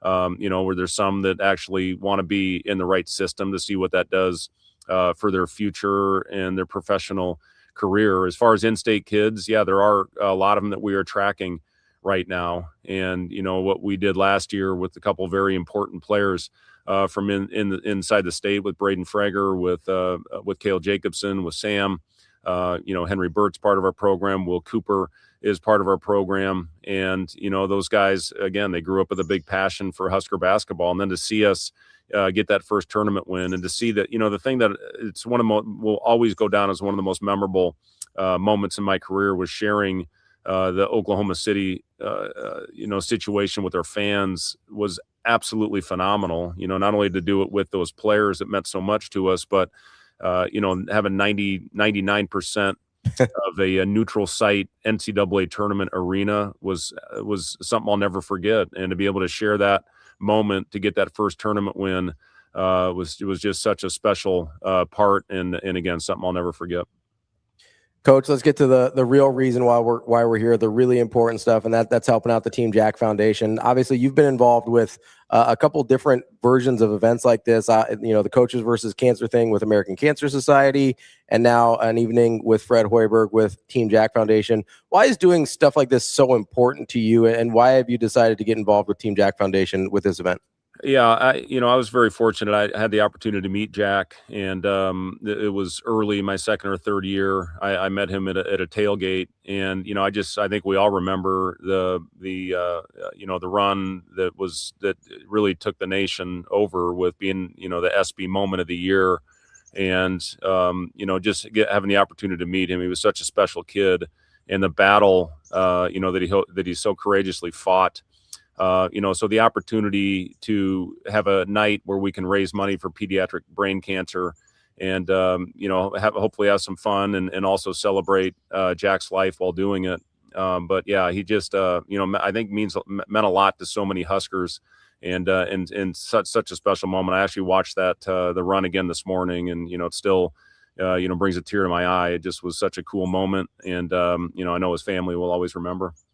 Coach, I know that obviously you're trying to win basketball games and trying to make deep runs in March and things like that. But is there any part of you that while those things are happening are kind of aware of the impact that Nebraska in specifically has on people that are going through these types of things in their life, whether it's cancer or just personal struggles of any kind, and how important it is to kind of just have this little ray of sunshine or this little bit of hope that Nebraska athletics provides to the people of this state. Yeah, I think there's no doubt about it. I think sport can bring people together. And, I guess the example I have is going through my battle with heart disease. I was born with an abnormal aortic valve. I really didn't know anything about it, until after my 10th year in the NBA, which was my best season. And then I found out I had a life-threatening condition and I needed open heart surgery to correct it. And, so I know how important these types of events are, for me as the American Heart Association. And I do quite a bit of work, with several different organizations, to raise awareness on heart disease. I've had 2 open heart surgeries, one to replace my aortic root. I developed a complication, which I'm now fully relying on a pacemaker, which is crazy to me that I can be as active and, still be as involved as I am in a sport that I love. Even though my heart, basically every time it ticks, it's getting shocked. 50 years ago, I would have been plugged into a wall. And then 10 years after that, my last year at Iowa State, I had my aortic valve replaced. And now I have a mechanical valve, and I'm on my 3rd pacemaker. These events mean a lot. And, you raise awareness, you raise money for research to help out. And that's why this is such a special night. When you see these pictures of these kids battling brain cancer or cancer in general, just breaks your heart. So, hopefully to be able to, to raise a lot of money and to help with the research and, hopefully one day to find a cure. Well, Coach, I know that you've brought joy to so many people across this state and not just the great state of Nebraska, but, Iowa with your college career and coaching career there as well. So we thank you so much for joining us. And we thank you so much for being involved in things like Team Jack and the American Cancer Society and everything you've done on and off the court for the people of Nebraska. I know it's meant a ton to people of all ages. So thank you for that. And thank you for joining us here this morning. And we hope we can help you have a great event next Thursday with the Team Jack Foundation. Yeah. Thank you guys. I appreciate you having me on. Thanks, Coach. Fred Hoiberg, head coach of Nebraska men's basketball. Make sure you get to teamjackfoundation.org to get tickets to an evening with Fred Hoiberg. That will be held in Exarban at the Scott Conference Center, in Exarban Village. It starts at 6 p.m. with a social hour. 7 p.m. the programming starts. Tickets are still available at teamjackfoundation.org to benefit childhood brain cancer research, as Coach Hoiberg said there as well. Great stuff there from Coach. We appreciate him. Yeah, that was a lot of fun. That was good. Ton of fun talking to him. That's the first time I've actually had an extended conversation with him, so I appreciate him joining us. You had to get a Creighton question this morning. Of course you did. Listen, it's a big deal. I know him and Coach McDermott were friends. I know he coached You Doug. sure about that? I'm pretty sure. Okay. I know that he coached Doug at the Bulls as well. Listen, there's a lot of. I'm pro basketball in the state of Nebraska. That's what I'm for. I don't see you cheering on Martin Levinson at UNK. What's that about? Listen, if Coach Levinson wants to come out and be on the show, we'd love to have him. Don't tempt me. Listen, we'll talk to Coach Crutch. See, I'm trying to prevent this becoming the UNK hour. That's what I'm trying. Definitely not going to become that. but I did get the mayor of Rushville. But we will get. Listen, I'm pro. Listen, you want to get. Maybe not on the show. Maybe the 10 p.m. hour or 10 a.m. hour. We could get, we'll get some NAIA coaches on here. I'm pro basketball in Nebraska. Yeah, well, Hurrdat Sports Live Plus. I'll give you that. I love Nebraska. I love basketball. Yeah. Anything that furthers the cause of Nebraska in this state, I'm pro. I will say this, and I didn't want to just keep reiterating the same point, but it was pretty cool last year, just, being from my part of the state and seeing the people that were going through the wildfires at the exact same time as the NCAA tournament run. It was really cool to see, just to have people that I knew were going out and fighting wildfires or, gathering livestock or trying to just salvage what they could of, the homestead of land and all that other stuff. And they were going home and they were watching basketball games, you know, and it was something that they had never had that experience before too. Like I remember my not directly my grandpa, but people that lived in kind of that area and that land, he was saying that, these are people that don't really watch Nebraska basketball. Like, they cheer for the Huskers. Like if it's on, but this was appointment viewing, that it was important that people took the break from what they were doing and that this is kind of our moment together. And Vanderbilt game was one of those that, it's one that means more after that. I just appreciate everything that, the Team Jack Foundation in particular is a really great example of one of the things that I love about sports and about Nebraska sports in particular. And that's like Jack Hoffman's life was forever better because of Nebraska sports. Right. And I, I've told this story before, but as a kid, my life has been forever better because of Nebraska sports as well. And the impact that the athletes and coaches of the state choose to have on the people of this state, whether it was Brooke Behringer for me, whether it was Bo Pelini and that team for Jack Hoffman, and the work that the Team Jack Foundation continues to do with people like Coach Hoiberg. I know like Kenny Bell that works with us is a huge proponent. He's on the board of Team Jack as well. And just the impact that the coaches and athletes of the university and the state in general choose to have of the people that live here is so much more important than we think about sometimes when we're just watching a game and saying like, oh man, I can't believe they lost to Iowa, or well, I can't believe that shot from Vanderbilt almost went in. Just the impact that the sports have on the people of this state as people and the benefit that it brings to our lives. I know that we get caught up in like, oh man, I can't believe Nebraska football hasn't been better, or they lost to Minnesota, or, I'm a little bit discouraged going into this year, whatever it is.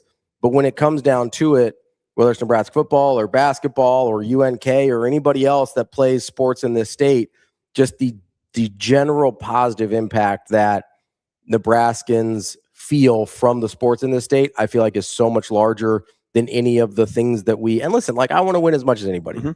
But at the end of the day, whether it's and Nebraska volleyball I'd be remiss to leave them out, right? Because they have a huge impact, whether it's on girls growing up and seeing, I couldn't believe I'd never seen like Merritt Beeson interact the way she had with Pinnacle Bank Championship last week, where it's just the just gravity of an athlete like that, men, women, children, everybody just drawn to her, and the amount of time that she chose to spend just getting pictures and signing autographs and everything was just unbelievable. And I think that's just and listen, Merritt Beeson is incredible to work with and be around and things like that. But she's also not unique in the sense of this is just the way some of our athletes and coaches interact with the people of the state. And it's such a cool thing to watch and witness and be a part of. So I'm thrilled that Coach Hoiberg could join us. I'm thrilled that he chooses to be a part of things like the Team Jack Foundation. And I can't encourage you enough to go and be a part of this event with Fred Hoiberg a week from Thursday at the Scott Conference Center. TeamJackFoundation.org for tickets and for all the information on the event. We love partnering with Team Jack Foundation. I love that the rest of the state and the coaches and players from the state are so excited about partnering with them as well, because it makes a huge difference in these kids' lives. Just the way that Nebraska athletics in general makes a huge impact on the rest of our lives. Yeah, I like the fact that you don't have to look too far. If you're from the state and you're in the state, you don't have to look elsewhere for your heroes. You don't have to look elsewhere for people to inspire you. It's all right here, and they're wearing, kind of the one uniform that a lot of us, choose to look towards. And I know obviously you can make a contentious thing where it's like, oh, the Omaha versus Nebraska and all that sort of stuff. But at the end of the day, like the end means a lot to everybody, and we're all for mostly the same thing. Exactly. Yeah. Right. So yeah, I think it all represents the same thing, especially when it's for a good cause like that too. So I just appreciate Hoiberg even being just like as open as he is about, the heart issues and all that sort of stuff too. I mean, like he's been very raw and real about it, and he's been chastised for it in different times. And I know that he gets ridiculed by other fan bases for it too, but just staying that open, staying that honest about it, and just being true and genuine to yourself. I mean, I think it shows. I think it's one of those things that we talk about it yesterday with how Rule was putting together their staff and all the people and the maturity and everything. Your maturity never finishes, right? Like you continue to always grow. You continue to mature no matter what age you are or how far you are in a career. And I think just becoming your true, genuine self is something that Coach Hoiberg has obviously done. And I think that even through the warts of that second 20-win season of the past three and the struggles and the strife that season kind of brought about with Nebraska basketball, or maybe how the first NCAA tournament appearance under Casey and all that stuff kind of finished out, they were still genuine to themselves. Each of those teams has felt like a unique rendition of each other. I'm very excited to see what this year's team looks like too, because it's going to be a team that's completely different than what it was a year ago. And you can say, well, they bring back 2 of their top scorers. They can bring back some of these key pieces and all this other stuff, but it will look different. But I don't fear that they will be the best versions of themselves, because they have just been a genuine and honest program with who they are and what they want to be. And I think that gets you farther in sports and life and in everything. And it's a great message to carry outside of, basketball, outside of sports. And it helps carry you further past that. If you lead with authenticity, you give yourself a chance. And so I will never discount Fred Hoiberg. It's part of the reason. I know people don't always agree with me. It's part of the reason I won't discount Coach Rule and his staff. It was one of my favorite conversations we had with Jeep Wade when he was really honest about like, hey, like after COVID, like I was out of coaching for a year, and he just turned in. He's like, hey, that's when I kind of realized who I needed to be as a person. Like I won't count out people like that ever. And so really appreciate Coach Hoiberg. Really, really appreciate the Team Jack Foundation for helping us set this up as well. And hopefully you guys can help support them, teamjackfoundation.org, and be a part of this event with Coach Hoiberg on August 27th. We'll take a quick break here. We'll be right back. More Hurrdat Sports Live coming up after this.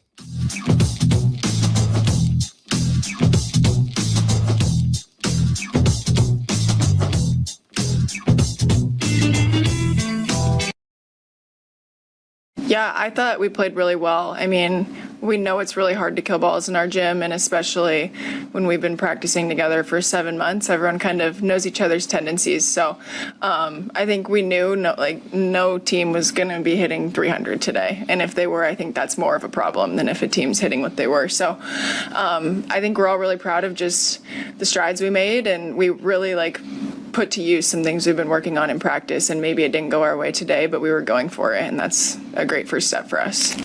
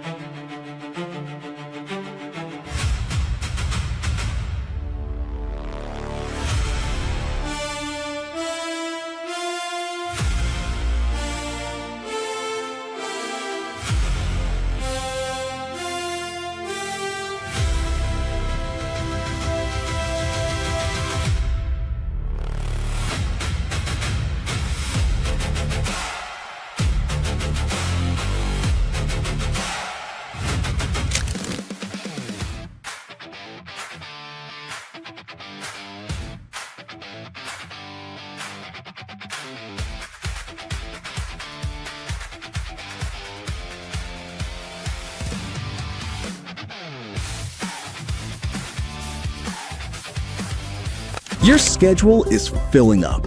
Get back to busy at Edwards Kia. Lease the 2027 Kia Seltos S starting at just $269 a month. Ready for every run on the calendar. 2 great leases, 1 less thing to worry about. We've also got the 2026 Kia Sportage EX starting at $249 a month. Don't wait. Get back to busy this August at Edwards Kia.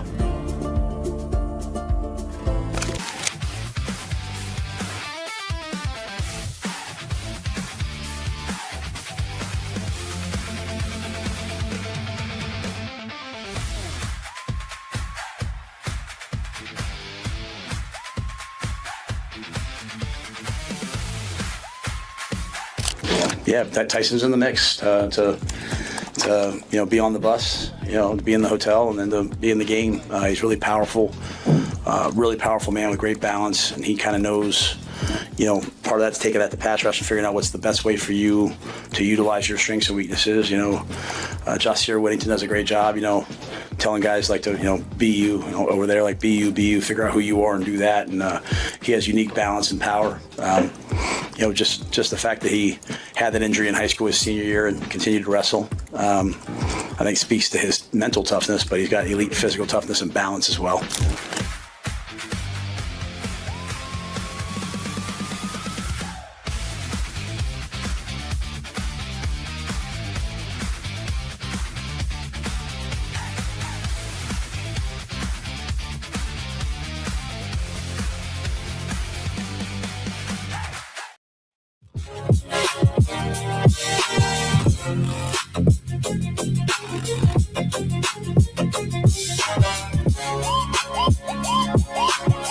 You're listening to Hurrdat Sports Live.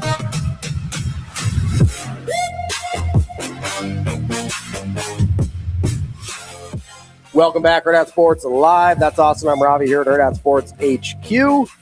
Want to thank Coach Hoiberg one more time for joining us. Really appreciate his time and really appreciate not just with us, but also with Team Jack Foundation and everything they do in the state here. Coming up later in the show, we believe we will have Arif Hasan from Wide Left Off. But listen, I just talked with him. Thank you, Shane. I appreciate that. I'm just saying, I think if you get a no-show, then you have a little leeway to just, give him a little hard time. It's That's okay. all right. That's all right. No, we love Arif Hasan. He's been with us several times, so I'm sure it was just a little mix-up yesterday. No big deal. Can I ask you a question before we get to Arif? And I know that that's obviously an hour from the show, but You can ask me whatever you want. I'm curious your thoughts on this. Every NFL show is having their own conversations about quarterback battles and all this other stuff that's like going on and whatnot, in the NFL. Do any of these quarterback battles matter? Like truly in the grand scheme of the season? No. They don't, right? Even so, you would argue the Minnesota one is the only one that probably does. That's the only one that has. But it's done. Like it's kind of wrapped up. That's the only one that has any. That's the only one that has any sort of teeth in terms of like this might actually be a good team. Because I think a lot of people thought last year, hey, if the Vikings had a quarterback that was even a little bit functional, then they're probably a playoff team, right? Or a team that could be a threat. I don't know if Kyler Murray's that guy or not. If he is, we'll find out this year.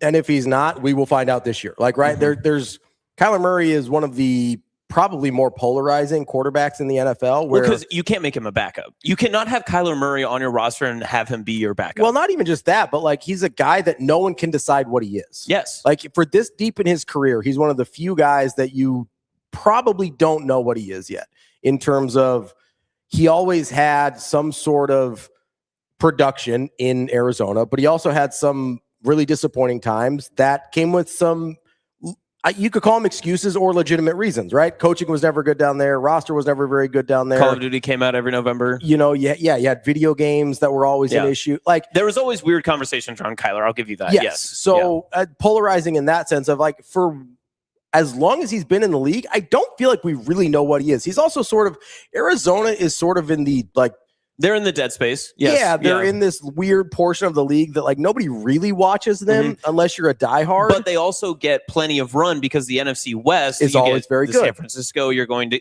they are going to appear multiple times on primetime television, whether it's Thursday night or they're going to get some key matchups that are late in the season, and it's the Rams making a playoff push or the 49ers aiming for one of the top seeds. It's one of those that becomes more important for them. But yet they were never the marquee matchup of those matchups. 100%. And Hot Danger says JJ McCarthy definitely isn't that guy, though. I would agree, which is why I don't know. As soon as they signed Kyler Murray, I assumed he was the starter, right? Like I never thought they signed Kyler Murray, to your point, to be the backup quarterback. And so I sit here and I go, okay, I guess that was a quarterback battle because they announced it like, hey, he's the starter. But there was at no point I thought Kyler Murray wasn't going to start. So if you're asking the question, do any of the real quarterback battles actually matter? I still kind of lean towards no, because I didn't consider that a quarterback battle. That was you signed Kyler Murray to be your starter. So here's the reason I bring it up. And again, we can ask Arif about this later as well. But this is such a weird thought. But if the Browns have a decent quarterback, does that make the AFC North like even more up for grabs? Their defense. So here's my thought. Work with me here. And I understand we're going to Cleveland Brown this thing. Their defense is still going to be pretty good. Now, no Myles Garrett, so I don't think that they're going to have as that's a pretty big deal. But they're not going to have as transformational, game-breaking plays. Although I do like Jared Verse a lot. I still think their defense is going to be very good. And in the AFC North, I think the Ravens are going to regress. I don't know where to put them. So that's a tough one because I just think that division is a lot closer than you think. And if you actually get decent quarterback play out of the Browns, I'm not saying that they're going to win the division, but they make things a lot murkier. I don't know if they aren't the complete. If you can't write them in as a cellar dweller right now in the AFC North, I think that it just makes that entire division much more interesting. If the Browns, they're certainly not a contender, though. But okay, so if the Browns go 3-3 in the division, does that not make the division more interesting? I mean, it makes it more interesting, but like that's going to ruin someone's season. Do you think there's a chance? Do you think there's any version of the Browns that they make the playoffs? No. Okay, so that's kind of what I'm talking But about. that's not what I'm arguing. Like, yes, they can ruin some people's seasons for sure. I don't know that they have a quarterback on the roster that's capable of that. Like, I'll be clear. Like, we're saying if one of those quarterbacks, like if Deshaun Watson magically like sprinkles pixie dust and it returns back to 2018 or before he started getting weird about stuff and whatever, or before we knew he was weird about stuff. Like if he sprinkles and gets like prime Houston Deshaun Watson, then we're having a whole different conversation. If Shedeur Sanders decides like, hey, I'm actually good at football, then we're having a very different conversation. But I don't think either of those things are happening. Yeah. But let's pretend they do. I think we are past the window because we've had this discussion a bunch, not just you and I, but sort of globally about how good the Browns roster has been outside of quarterback. I think we've started kind of moving past that window, though.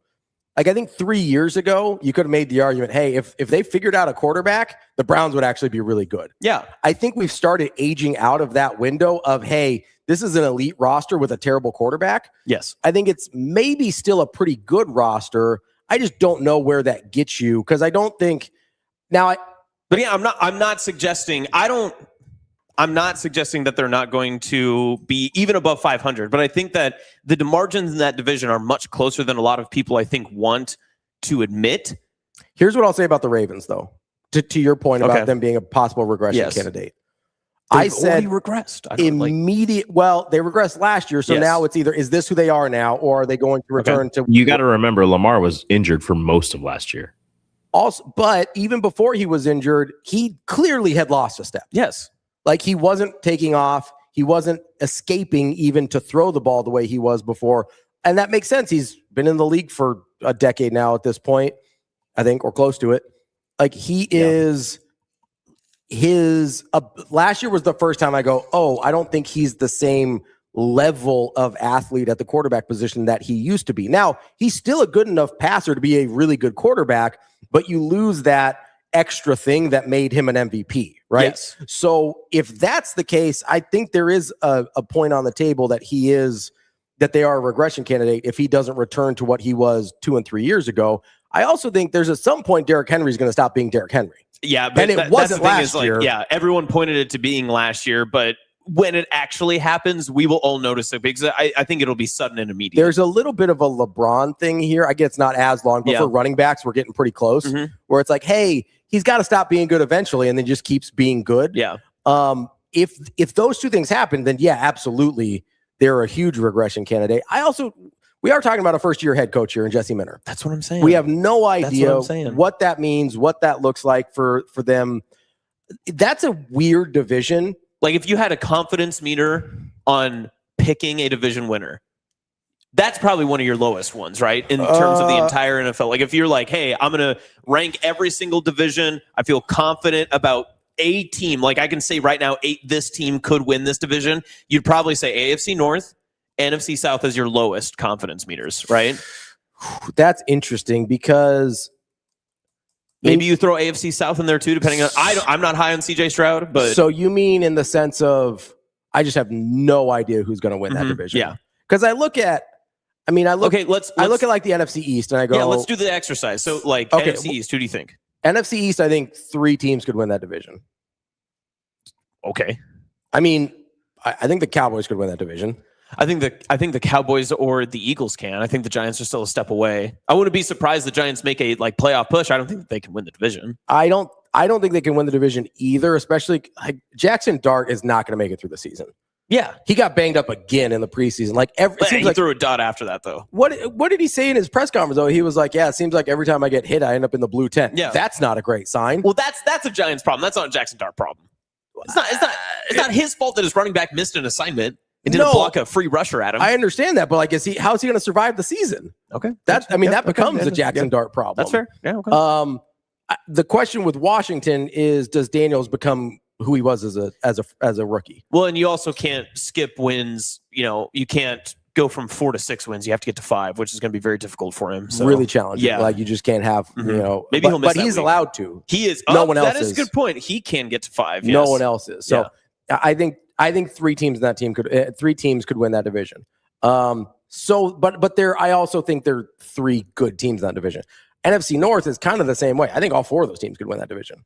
The AFC North or the NFC North? The NFC North, yes, I agree. I think all four of those teams could win that division. So again, I think that's another one, but it's different than the AFC North, where I think they're all bad. Yes. I think they're all good in the NFC North, right? Like if Kyler Murray is the flashes of Kyler Murray we saw in Arizona, and KOC is like, hey, I'm really good at this. I made Sam Darnold look like a real quarterback. And I'm just kidding. He won a Super Bowl. I get it. I think that to your point, I think that there's a potential that you could say the ceiling for every single team in the NFC North is like 12 wins. Is winning the division. Yes. 100%. NFC South is sort of the opposite when it's like, how dare you? I think they all could win. I don't think the Falcons can win that division. I don't think there's a team in that division that can get more than 10 wins. Agree, but I think most of the teams in the division could win the division. Yeah.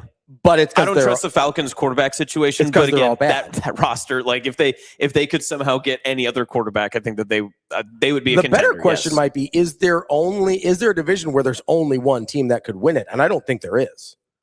AFC East, Bills, Patriots could both win, right? Yeah, it depends on how much value you put into the Patriots. Like a predetermined regression because the schedule got more difficult because, just on the surface, look at the rosters. Yes. Both Okay. That's fair. Yeah, that's fair. Okay. Both teams could win that division. That's two. Yeah. I'll give you that.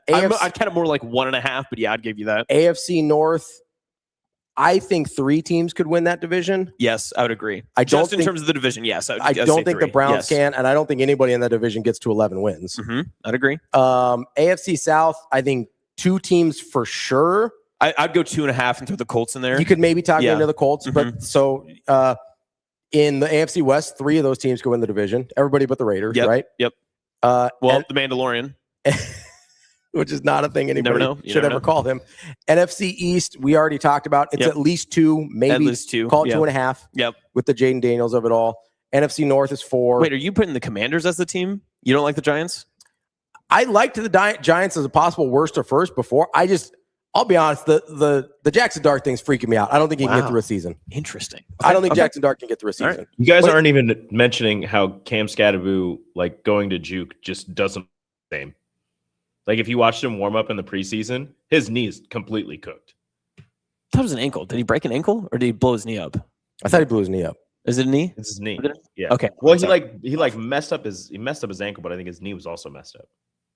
Either way, I don't buy but you could take 2 and then put the half with either other team. I don't care. Put a quarter on each team. I don't like 2.5 teams in the NFC East.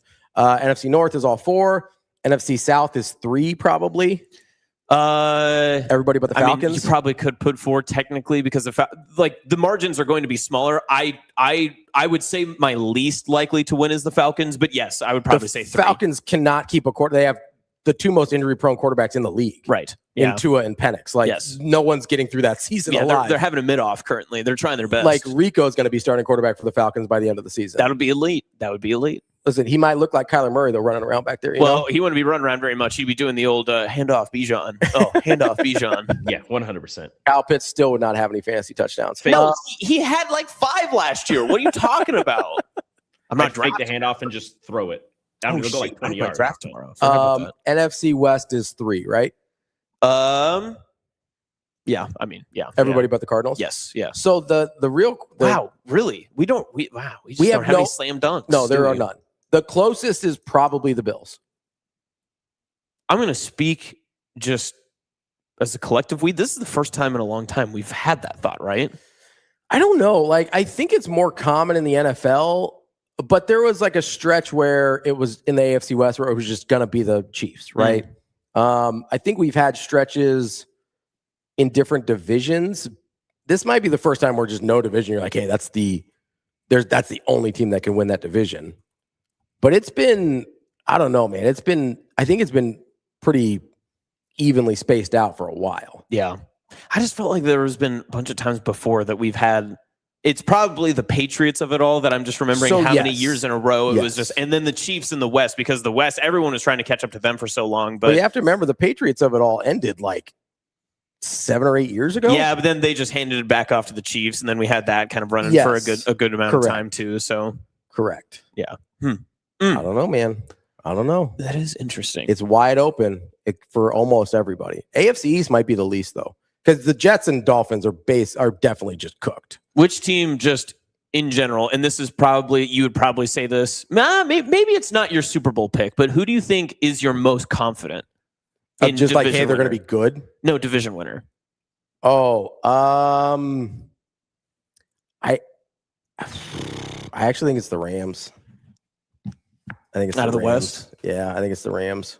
The Myles Garrett thing over there is freaking me out. That does make sense too. I just have a very sneaking suspicion that we're going to get into October and they are just going to be riddled with injuries. I do not like their week 1 trip. I don't like their plans. I feel like that's it. Listen, to me, it's either them or the Bills. I think those are the only two even options in terms as division winners. As like, yeah, if you're talking about heavy favorites, I don't know what the Vegas odds are. Yeah, that would be interesting. You talk for a second. I'm going to look. I don't know.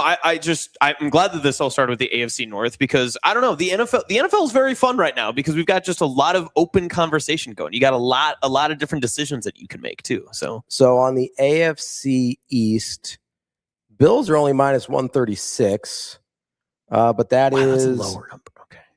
That is who's going to catch the ball in Buffalo? That's the biggest favorite, though. Minus 136. DJ Moore, Panther legend. Come on now. Minus 136 is the biggest favorite. The Rams, there's only 1, 2, 3 minus money teams.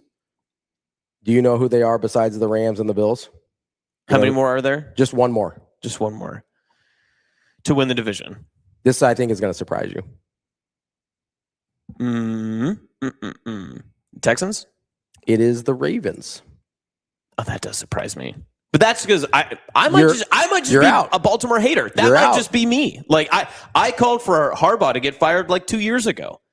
I just didn't think that they were going to be able to, like, they were continually banging their head against a wall that they never passed. Yeah. And that's how the NFL works. We've seen it many times before that once you get to a certain point, Buffalo just did it with McDermott, that if you don't get past a certain point, it doesn't matter what you had done before, you're going to have to change something. Mm-hmm. You can change your roster, you can change quarterbacks, you can do all this other stuff. But if you don't get to that point, then you got to change something. And eventually the Ravens just decided, well, it's got to be the head coach. And that's what they went with. I think that the Ravens, I just don't know what to make of them. Nothing is a certainty for them. And I can't rely on what we've seen in the past because of the age of Derrick Henry, because of the injury for Lamar. And age. I mean, he's getting... And age you could throw in there too. I don't know what to make of their defense. I don't know what to make of some of the changes that they had made. I think that there's just a lot of questions there. And I think we're assuming a lot when it comes to the AFC North, especially of, okay, well, these teams are just going to be good. Joe Burrow's going to get sacked 60 times this year. You know, like there's going to be a lot of issues. We're going to have to start to have a strange conversation about Joe Burrow, considering how much I like him. I need him to go somewhere else. Like, I need him to find it. I'm kind of with you. I need, like, he's sort of in, for like guys that I really like, that I hate their situations, like he's kind of starting to get into like Steph Curry territory for me. Like, I need something else to happen there. Well, and listen, the Bengals have done this before. I mean, Carson Palmer has already, you know, he literally retired to get away from Cincinnati. He literally, like, I got to get out of here. He ejected himself from the he the pulled Bengals the ripcord. He's like, we are not doing this anymore. The real question will be is if that becomes a reality, who can afford Joe Burrow? Or if Burrow still makes himself that expensive or would rather just go because, you know, he's going to get the endorsements. He's going to do that sort of stuff. But also you want to make money where you can. Yeah, you know? I think so. Burrow signed the 5-year deal in September 2023. Mm-hmm. But he's probably getting pretty close to those guarantees being off the books, I would guess. So it's what? Because usually they front load a lot of those contracts. So they probably heavily, front load it, and then he's got an opportunity to either, which is unlike Mahomes. Mahomes is super backloaded. Because he keeps restructuring. Yes, yeah. Which I'm sure they could. $219 million guaranteed at the time. $1 million a year. Yeah. Let me go. Can you look up how much of Joe Burrow's guarantees have been paid out already? Yeah. Okay. Yeah. That'll be. Who do you think, this might be a fun exercise? Okay. Who do you think has the best odds for the third team to win the division? So not the two favorites.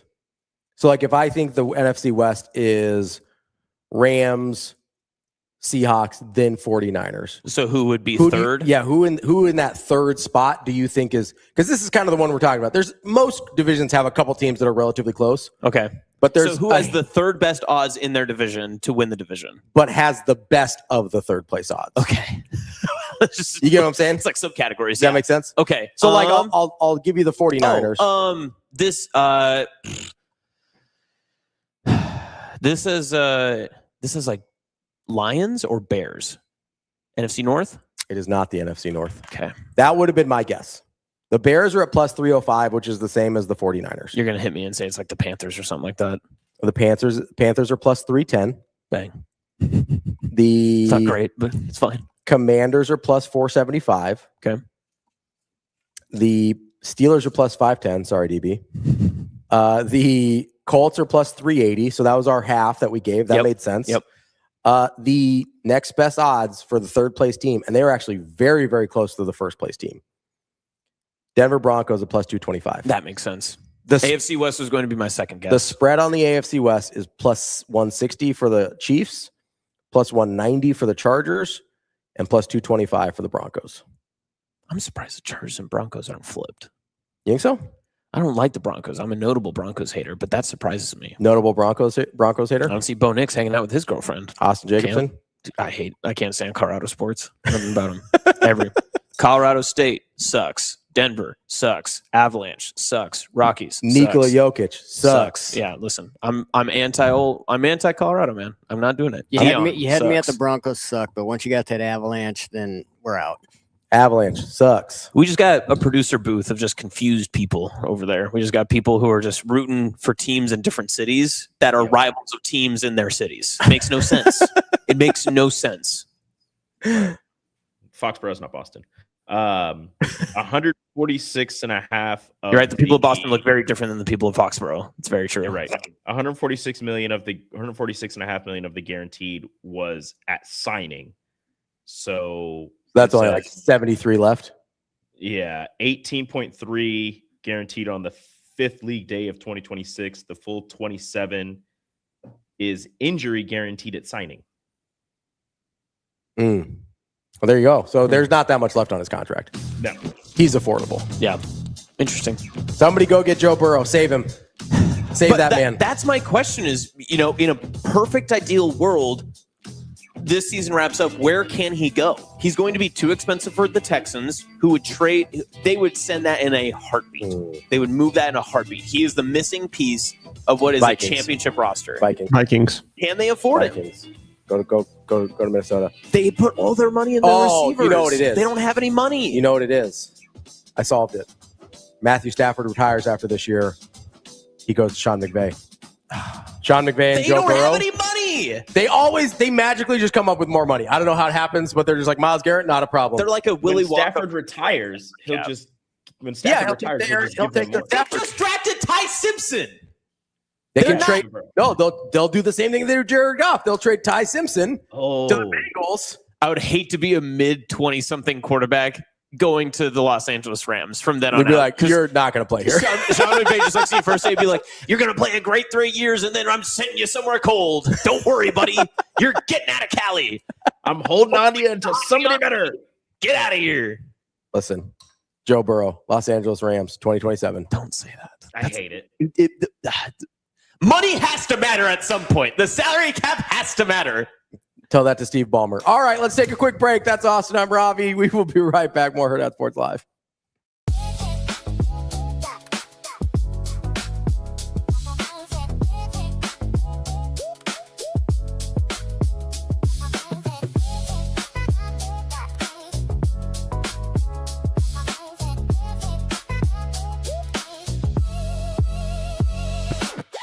Your schedule is filling up.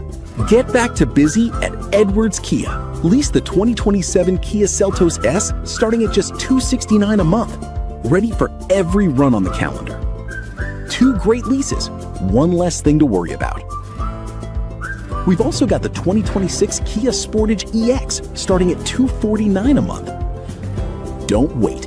Get back to busy this August at Edwards Kia.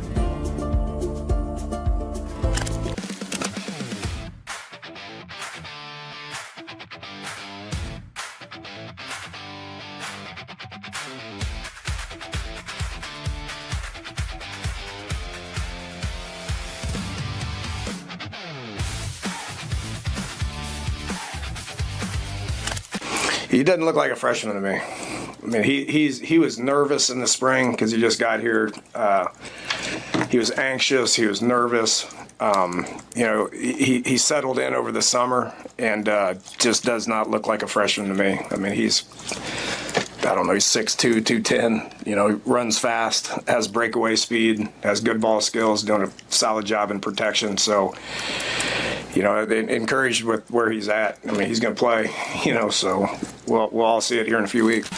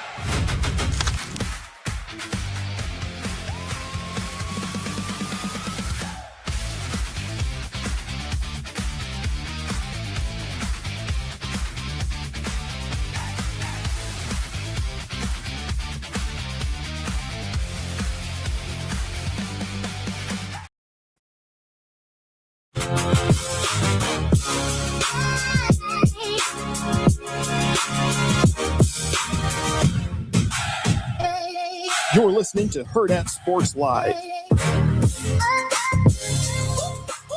Welcome back, Hurrdat Sports Live. That's Austin. I'm Ravi here at Hurrdat Sports HQ. We are joined now by Arif Hasan from Wide Left Football. Arif, how are we doing this morning? Good. I'm good. How are you? Oh, we're doing pretty good. We're talking a little NFL, getting into division winners and quarterbacks. If you had to continue our conversation, if you heard the last end of it there, if you had to pick a dream destination to get Joe Burrow the hell out of Cincinnati, where are you putting him? Where are you sending him?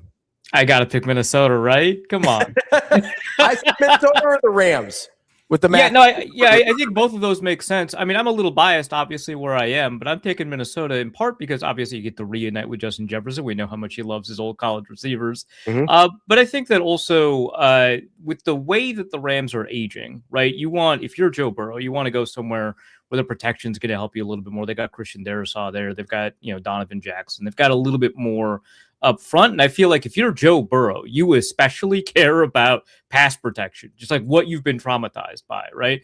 And it feels weird saying like Minnesota is the place you want to go for pass protection, given like the historical struggles that they've had there. But the offensive line is shaping up to look like pretty good, and it is relatively young. So that's probably, one area that I take a look at. Obviously, Jordan Addison, Justin Jefferson, that all helps out. But also, what's been the most disappointing thing in Joe Burrow's career besides the pass protection? It's been the defense. And I don't think Brian Flores is getting a head coaching job anytime soon. The suit's still active, right? They just opened up another element of the deposition. He's going to be a defense coordinator for a while.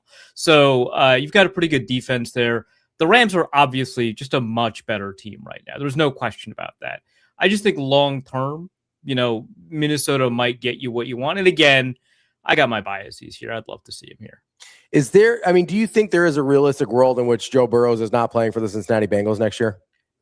I think there's a world, right? Like his 2027 cap hits like what? If you trade him or cut him, it's like negative 17 million. That's absorbable if you get like a really good return, and I think you would get a really good return. Like the injury concerns, obviously there, that's going to diminish things. But he is like a dark horse MVP candidate every year that he has the ability to finish the year, right? So teams will want him, and you can probably find a way to restructure the contract, make it a little bit easier to push it on the back end, turn some guaranteed into options and stuff like that. But obviously this year, 2026, if you cut him, which is the same as trading him cap wise, you end up with like a negative $50 million. Like you can't do that. But in 2027, you can begin to play around with those accounting numbers and figure out something that is absorbable for a team like the Bengals. Arif, I started this conversation, unfortunately, with basically just bluntly asking if any of these quarterback battles that we are talking about and discussing in training camps, and I keep seeing Twitter conversations about, if these actually matter for the story of this season. Is this something that's realistic? I think the Minnesota one would be the obvious choice, but I tried to make an argument for Cleveland. Everyone says that I'm probably wrong, but is there anything that maybe these quarterback battles actually have a little bit of staying power when you look at it past maybe just August? Yeah, like in terms of trying to figure out like who's going to impact the season, the Cleveland one probably doesn't matter that much, but like we're content creators, right? The Cleveland one is like fascinating, I think, from the perspective of like driving clicks or whatever we care about. So in some sense, like if Shedeur wins, you got like another talking point, whether or not he's any good. But in terms of like impacting games, I'm not sure the Cleveland one matters too much. So the only reason I bring up Cleveland, the only reason I said that is because I feel the AFC North is just so very close. I feel like it's just complete. I use the term murky waters. Like that's what it felt like to me. And I felt like that if they get a quarterback that they like through 17 games and they can play consistently, whether it's Deshaun or if it's Shedeur, if they steal a couple of games in the AFC North, I think that muddies everything up for some of those top three teams that are actually vying to win the division.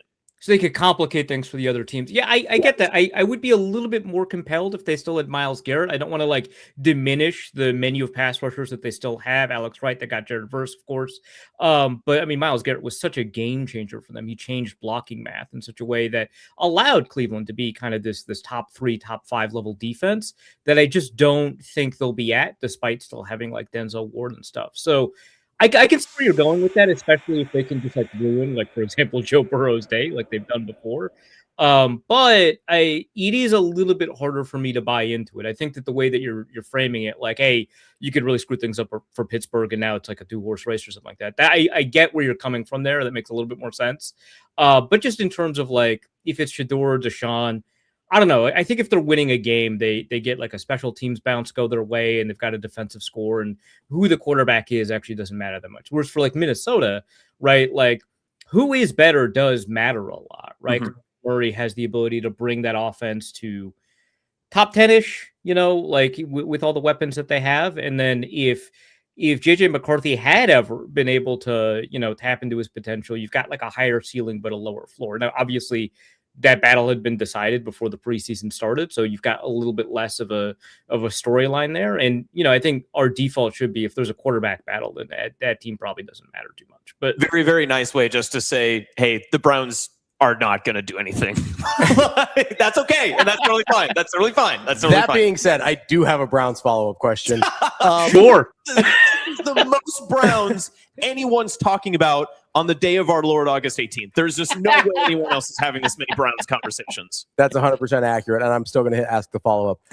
So I have, you mentioned just the pure like content creation fascination of the situation, right? And obviously half of that is Shedeur Sanders. The other half of that is Deshaun Watson, right? So I have basically two questions wrapped into one.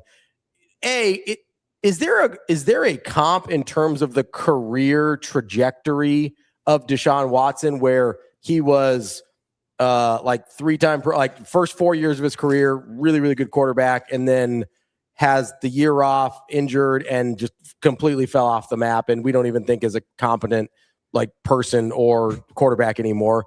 Or is the actual answer that he was a little overrated in Houston and had like the one really good year where they only won 4 games, by the way, and his career record in Houston is only 28-25.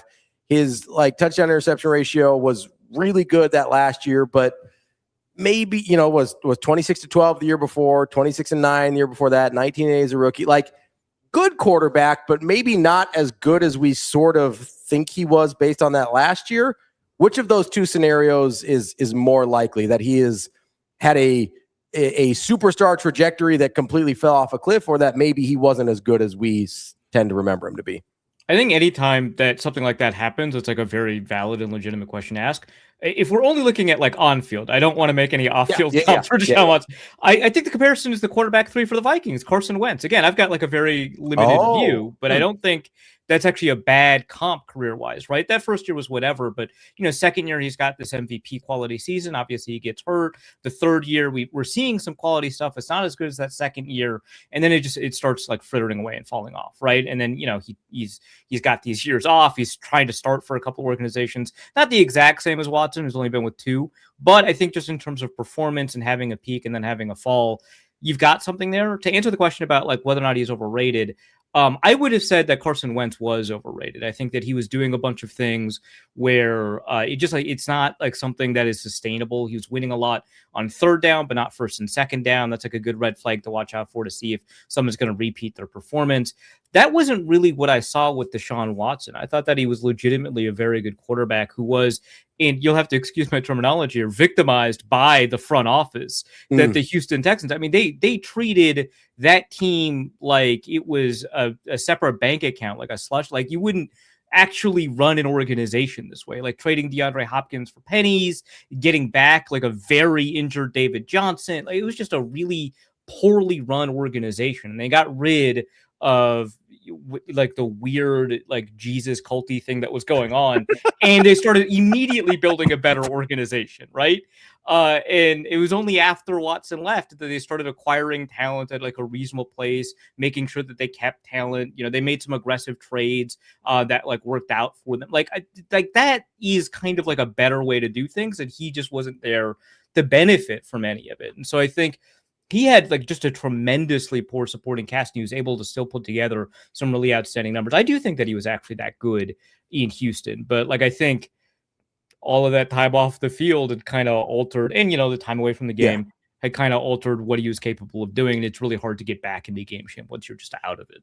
People do forget that the Houston Texans were run for several years by a mega church pastor. That's the real thing that happened. Yeah.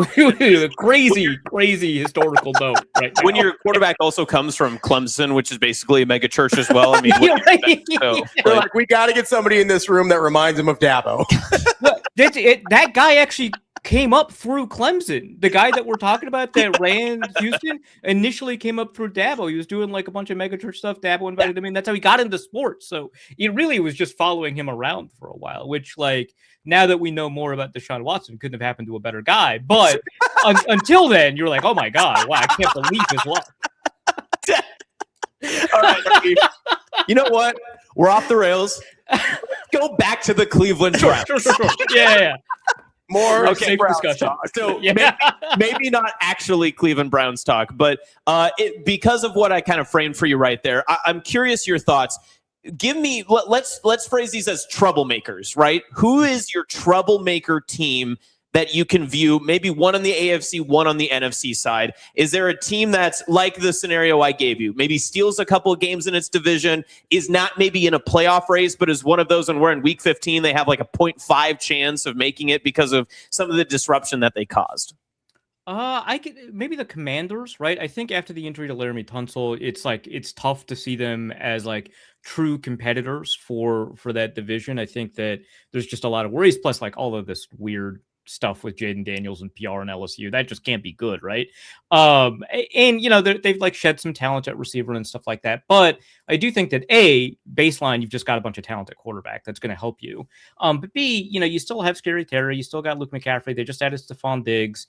You've got like some pass rush potential there. Adding Sonny Styles might immediately boost your defense. So there's stuff there. I don't think it's a complete team in the same way that it maybe was 2 years ago.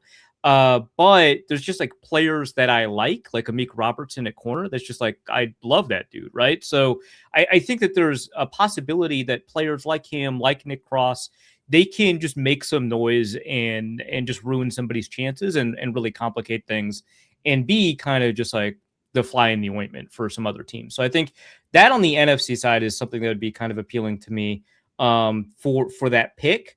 On the AFC side, it's a little bit tougher. Because you can't really do it with the Jets and the Dolphins, right? Like that's just not happening. We can't talk about that many bad teams in one show. Right? Yeah. Go too far. Yeah, I wanted to say Chargers, but like your question earlier about like division odds made me look at they're like second in division odds. So I really shouldn't think of them as like an outside shot, but it's just like all those injuries make you always forget. Are you surprised that they're second and not Denver? A little bit, yeah. Like obviously Denver has like the AFC Championship game appearance, but like part of it's also just like you kind of trust a lot of things for Denver to work. That defense, for example, is just something that you think is going to work. Sean Payton, as much as I personally don't like him, is a very good coach, right? So I would have expected it to be a little bit higher, but I also like personally don't trust Bo Nix. It seems like they did all right without him, but like it doesn't matter, right? Like if a quarterback has had success for a couple of years, at some point you just have to be like, well, whatever it is behind it, whether it's like preternatural talent, supporting cast, or the play caller, that's all still there, right? So you would expect it to kind of continue. And I'm a little bit interested in the fact that the Vegas odds don't paint it that way, which I don't know, maybe validates my view on Bo Nix, but also people really do like Justin Herbert a lot. I'm one of them. I know that don't really have a lot to hang our hat on for that one, but I don't know. I think he's a very good quarterback. Speaking of the AFC West, is there a part of you or any part of you that just thinks like, hey, this might actually be it for the Chiefs? So, like Andy Reid's getting older. You have some of your key players like Travis Kelce starting to age out of things. Don't know what that looks like for the defense. Like, is there any part of you? I think everybody sees the version of, hey, them getting back to normal. But is there a part of you that says like, yeah, I just don't know if the bounce back is happening? Yeah, no, for sure. I think that, losing a bunch of corners on defense, and because the last couple of years, a lot of their success has been driven by like a really outstanding secondary plus Chris Jones up front, right? And Chris Jones is getting older. They lost some of these corners and safeties. There's something there where like if they don't start performing, and historically they've not performed very well at the very beginning of seasons, like kind of like the old Brady Patriots, and so you're always like, is this the year? And then they just turn it on. But still, even acknowledging that, like I think that if you don't see a lot of offensive production, like I don't know, there was a Travis Kelce highlight going around on Twitter the other day. I don't know if you saw it. He gets like extremely open, but really the only thing you can take away from the highlight is, man, he looks so slow, dude. That looks like me out there. I can't believe I got open, right? And there's some late stage Gronk vibes for sure. Yeah, no, for sure, right? And the rest of the pass catchers, you don't have like a lot of trust in. You want to see, A, is Rashee Rice going to be available, but B, like if he is, I want to see a little bit more. I want to see more from Xavier. Like I don't know, like people are like, who are fantasy people talking about just the other day that everyone was like really excited about? A guy that was like just like a late pick, Cyrus Allen. That was it. Like, is that? Yeah. Is that the state of the? I don't want to knock Cyrus Allen, right? He could be an outstanding, but that's where we're kind of at, right? Where it's just like, well, I'm really feeling it for like Worthy or whatever, right? I guess we're at Cyrus Allen. To be fair, that's how I feel about Rashee Rice too. Like I get that there's been like flashes of talent, but it's like we're like 3 years into this thing and we talk about him like he's a number one. Yeah. And that hasn't really been shown. He's the 16th rated player overall in fantasy football boards. That's crazy. That's insane. Like, that is a little wild to me. Yeah. His wide receiver might seem a little high to me. Yeah. Like you said, he's had moments, and when he's been on the field, especially early in his career, it's been really exciting and explosive and dynamic. But it hasn't persisted with enough consistency for me to be like excited that like, this is the year the Chiefs offense brings it together because they've got a receiver that they can rely on. A very weird thing to say when you're talking about Rashee Rice, but like I get like what people mean by that, right? But like I don't know. I feel like I need to see more consistency from the moments when he's actually on the field for me to be excited about a full season of him. And then obviously we didn't get anything out of Xavier Worthy. And so like that's why I think a lot of people are talking about Cyrus Allen. And I say a lot of people, it's like, people who are really interested in like building out like a deep waiver wire bench or whatever, right? In fantasy. I'm not talking like people aren't saying he's gonna take the number one job, but it just feels like that's where we're at, and it just feels kind of. And he was like 2 for 5 in the game, by the way, like in terms of like targets and receptions. So we're not even, we don't have like a huge preseason game to work off of. We're building off of camp hype. So if we don't see a bunch of offensive production, or we don't see some wins come earlier, if we see like the defense fall off because like now it's Alohi Gilman at safety, who, I mean, I like, but the way that they were organizing that back end with like Cook and Reed and stuff like that, that was really outstanding. And I just feel like, losing like Jalen Watson and replacing like Shamari Connor, I don't know. This secondary is very worrisome to me. So if we don't see it happen, then yeah, I think by game 3 we can begin having that conversation. I did like that they drafted Peter Woods. I did like that they added, Armason Thomas. So they got some stuff up front that could be interesting, right? But man, it's tough for me to say that there's a lot of certainty here, but I also don't want to bet against them, Arif, just continuing on maybe some of that conversation about the players and just general teams that are kind of picking up maybe some steam at this point of the preseason and training camp. I'm curious your thoughts on the trends that we saw maybe from past years, or especially, that conversation always comes up is how did this team get so far? How did this team win the Super Bowl under what scheme or what new, motive or whatever they find that everyone tries to copycat? Is there something that you notice in what the Seahawks did or what the Patriots did or another team that was successful last year that teams are starting to implement and starting to copycat across the league? Yeah, it seems like, and these are always kind of like slower emerging trends. So like it's always difficult to identify necessarily in the moment. But the Seahawks and the Rams both employed like a very heavy tight end, usage offense. We saw, the Patriots play around with that a little bit, although I suspect some of that's just because they didn't have a ton of receiver talent. And we're seeing a couple of teams, think about investing in that more. Now, the Vikings, for example, they've been a 2 tight end team. They just drafted a fullback. So we might see, a little bit more there. But I think that overall, you take a look at the landscape of the league, and I think that people, first of all, are always trying to add another tight end, and there's just not enough talented tight ends for you to effectively run a 2 tight end or a 3 tight end offense, but teams are still kind of investing in it. The Eagles did it a couple of years prior, and it didn't really turn out the same way.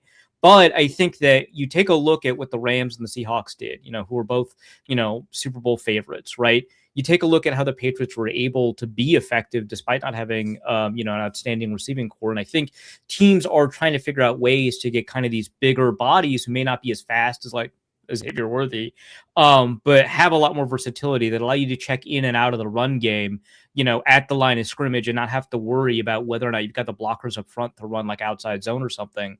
And I think that kind of flexibility and versatility is something that teams really are beginning to value again a lot, instead of being in like 3 wide, 4 wide, or even being an empty and seeing if you can get as many passing yards as possible. I think for a lot of teams, the efficiency comes from the shot plays that come when you force people into the box, either by formation or by tendency, and getting those deep balls off. Because you take a look at those successful offenses, Drake May, Matthew Stafford, Sam Darnold, like what do they have in common? They're all deep passing teams. Like their average depth of target, I think I just listed the number 3 top average depth of target teams, right? And they did it through shot plays. They weren't passing the ball every down, but when they were passing the ball, they were hunting for that deep shot. And I think that's probably what teams are going to be looking for a little bit more. And I know the Colts want to do that with Daniel Jones. I know that the Patriots are super interested in finding a way to be more efficient at that. I think that might be where it's coming from, where you've got not as many passing plays. The passing menu has dipped down since 2021, but those passing plays are going to get you a lot more per attempt. Riff, speaking of kind of league-wide trends and the move away from passing it so frequently on most downs, is there do you think the running backs getting paid this offseason is indicative of that, or kind of more just a one-off of, hey, there was a few guys that were really talented this offseason? Because I've been an advocate for a while of, hey, you should pay elite running backs over number 2 and 3 receivers because they're about the same amount of money. You think that's a league-wide trend of guys kind of shifting towards what you're saying there, or just sort of a one-off with the class of running backs that we had get signed or get extensions? I think it's a little bit of a one-off more than anything else. I think the fact of the matter is it's still easier to acquire a running back in the draft than it is to acquire a receiver. There's so many receivers that get drafted, and you take a look 4 or 5 years later, a lot of those receivers don't really pan out. A lot of the running backs do, but then they have a shorter lifespan in the NFL, and so they kind of slip out. And so I'm really excited to see kind of if Jahmyr Gibbs or Bijan Robinson can make good on those second huge contracts, the second contracts that they earned, and see if they can really make a lot out of it. But remember, Bijan Robinson got drafted to a team that was running the ball really well already. And they had Tyler Algier, one of the most underrated backs that year in the league, with Cordell Patterson of all people. And they still drafted a running back, and instead of paying Algier, who ended up going to another team, I think it was the Cardinals. That I think is, aside from, these super elite like your Saquon Barkley's, that I think is the trend, where you continue to stock up on maybe the first round, but like the second and third round at running back, instead of paying a guy that was just very productive for you, unless you've got like a Jahmyr Gibbs if he's the top of the market.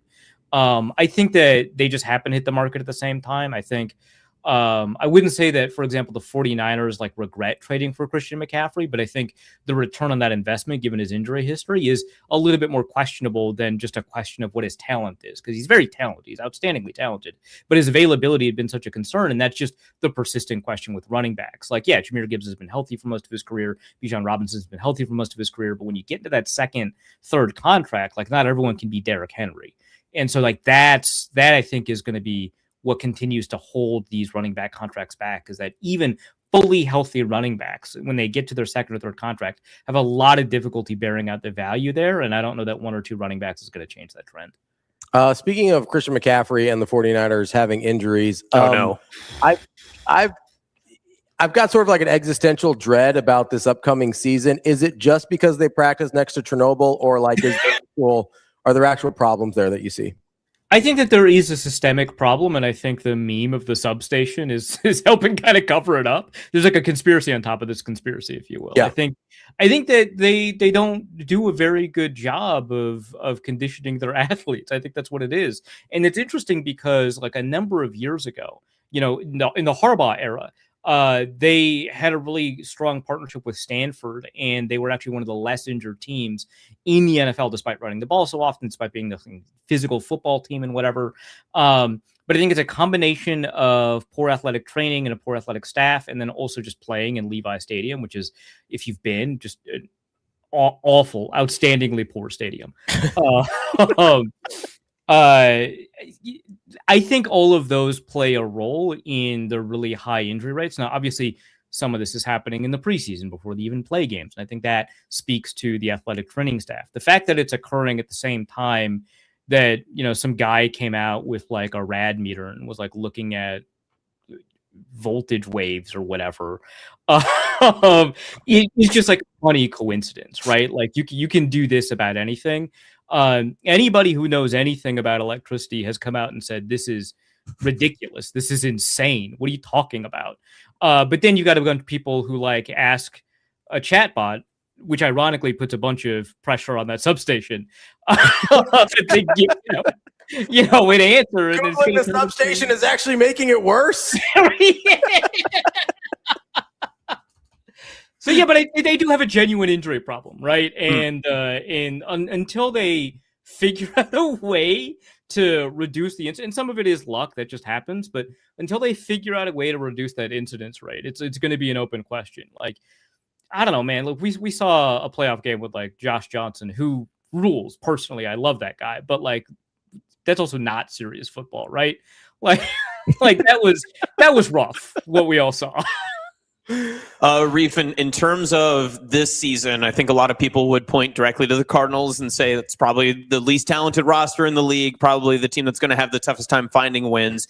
When you look across the rest of the NFL, are there any teams that may not be actively tanking? They're never going to come out and say that directly. I don't think anyone is trying to lose. But is there a thought process that this year's NFL draft prospects or the class that gives a little bit more credence to saying, hey, you know what, if we hit mid-November and it's not looking good, we can at least look forward to April and what the draft has to offer? I probably the Miami Dolphins, right? That is a very talent poor team, which kind of sucks because they've got like Aaron Brewer's an outstanding center, and he's getting kind of like covered up by this like group of really, really bad offensive linemen around them. But yeah, I think the Miami Dolphins are one of those teams. I get why they added Malik Willis, right? Like that makes a lot of sense. They brought in, former Packers guy who was able to watch this guy in practice, and Malik Willis was really efficient in the couple of snaps that he had this last season. But I think just generally speaking, we know that this roster doesn't have like a lot going for it. Like you've got Aaron Brewer, you've got Devon Achane, and I don't know, like Zach Sealer, I guess. Chris Johnson, first round pick, right? Chris Johnson, not the running back with ALS, but like a cornerback, who, I think he was talented coming out, right?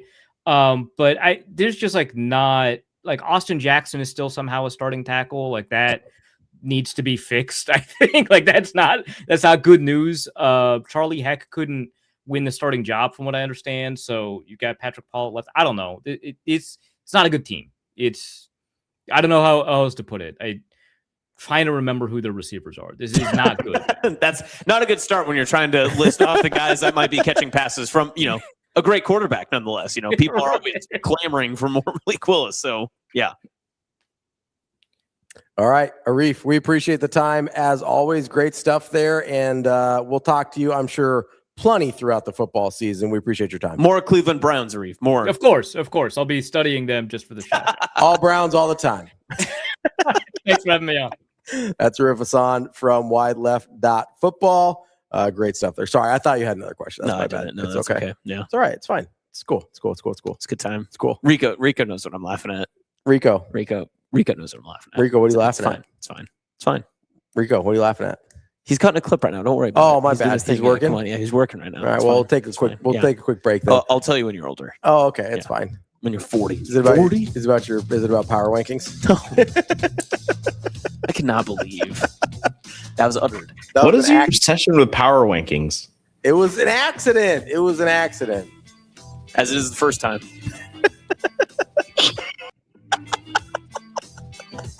Send it to break. We'll be back. That's Austin. I'm Ravi. We'll be right back. More Hurrdat Sports Live right after this.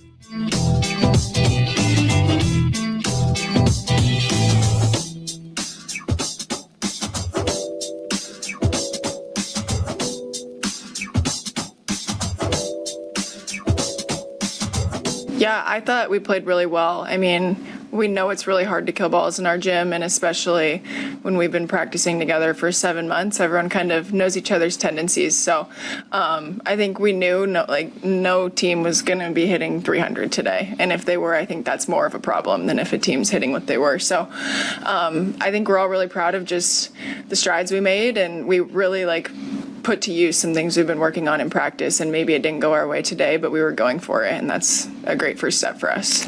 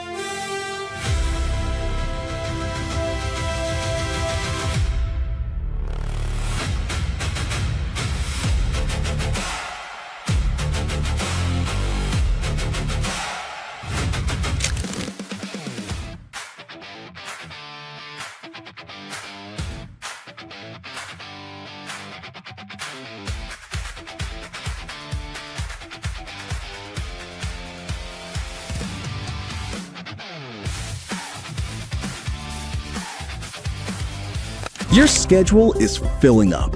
Get back to busy at Edwards Kia. Lease the 2027 Kia Seltos S starting at just $269 a month. Ready for every run on the calendar. 2 great leases, 1 less thing to worry about. We've also got the 2026 Kia Sportage EX starting at $249 a month. Don't wait. Get back to busy this August at Edwards Kia.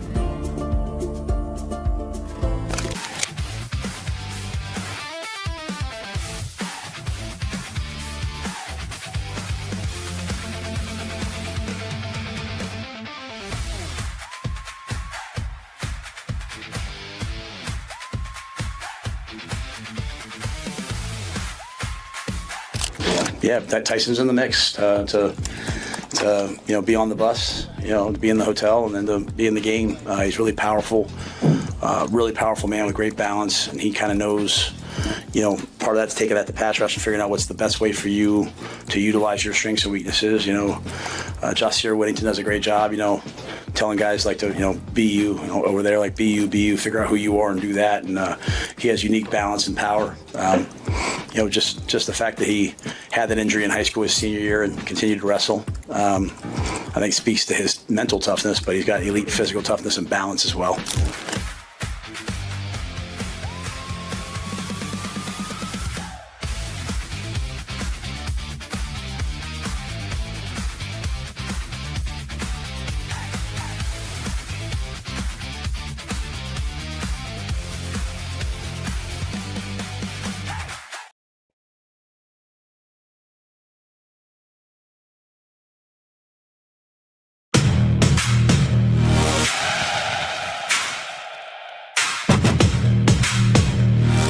You're listening to Hurrdat Sports Live. Welcome back, Hurrdat Sports Live, presented by Next Gen Male Medical. That's Austin. I'm Ravi here at Hurrdat Sports HQ. Make sure you give our friends a call, 402-614-9700. No matter what you need, no matter how you're feeling, they can get you feeling your best, whether you're trying to lose weight, whether you need a little energy boost, whatever it is. It's not just a place where they're going to prescribe you some testosterone and say, get out of here. They're going to have a conversation with you, get you feeling your best, feeling out what's wrong and what they can do to make it right. They will help you out and listen to your actual problems and not just write your prescription, get you out the door, or be some rando on the internet that's just like, here you go, here's some drugs. They will help you and understand what you're trying to do and how you're feeling and keep an eye on you, the blood test to follow up with you. And it's not just for men, it's for women as well. They've got you covered. 402-614-9700. It's Next Gen Male Medical. So I don't know if you saw this, Austin. I think it was last week, maybe a couple weeks ago. I don't know. Time is a flat circle. It doesn't matter. ESPN put out a list of the greatest villains in college football history. Oh, yes. I did see this. Yeah. I didn't agree with much of the list. I didn't either, but it got me thinking a little bit. Got the wheels turning. Oh, okay. And I was thinking about who are the greatest villains to Nebraska football. And there's some obvious ones, right? Okay. Like Texas. Yes. Huge villain. Is there a difference between villain and boogeyman? Sure, but Okay. I think there can be interchangeable for this conversation. I don't think we have to get too much into the semantics. Villains. Chris Brown from Colorado. Switzer. Barry Switzer was probably that. Lots of options here, right? Yeah. But I'm going to be honest with you. With Nebraska football, I think a lot of times the call is coming from inside the house.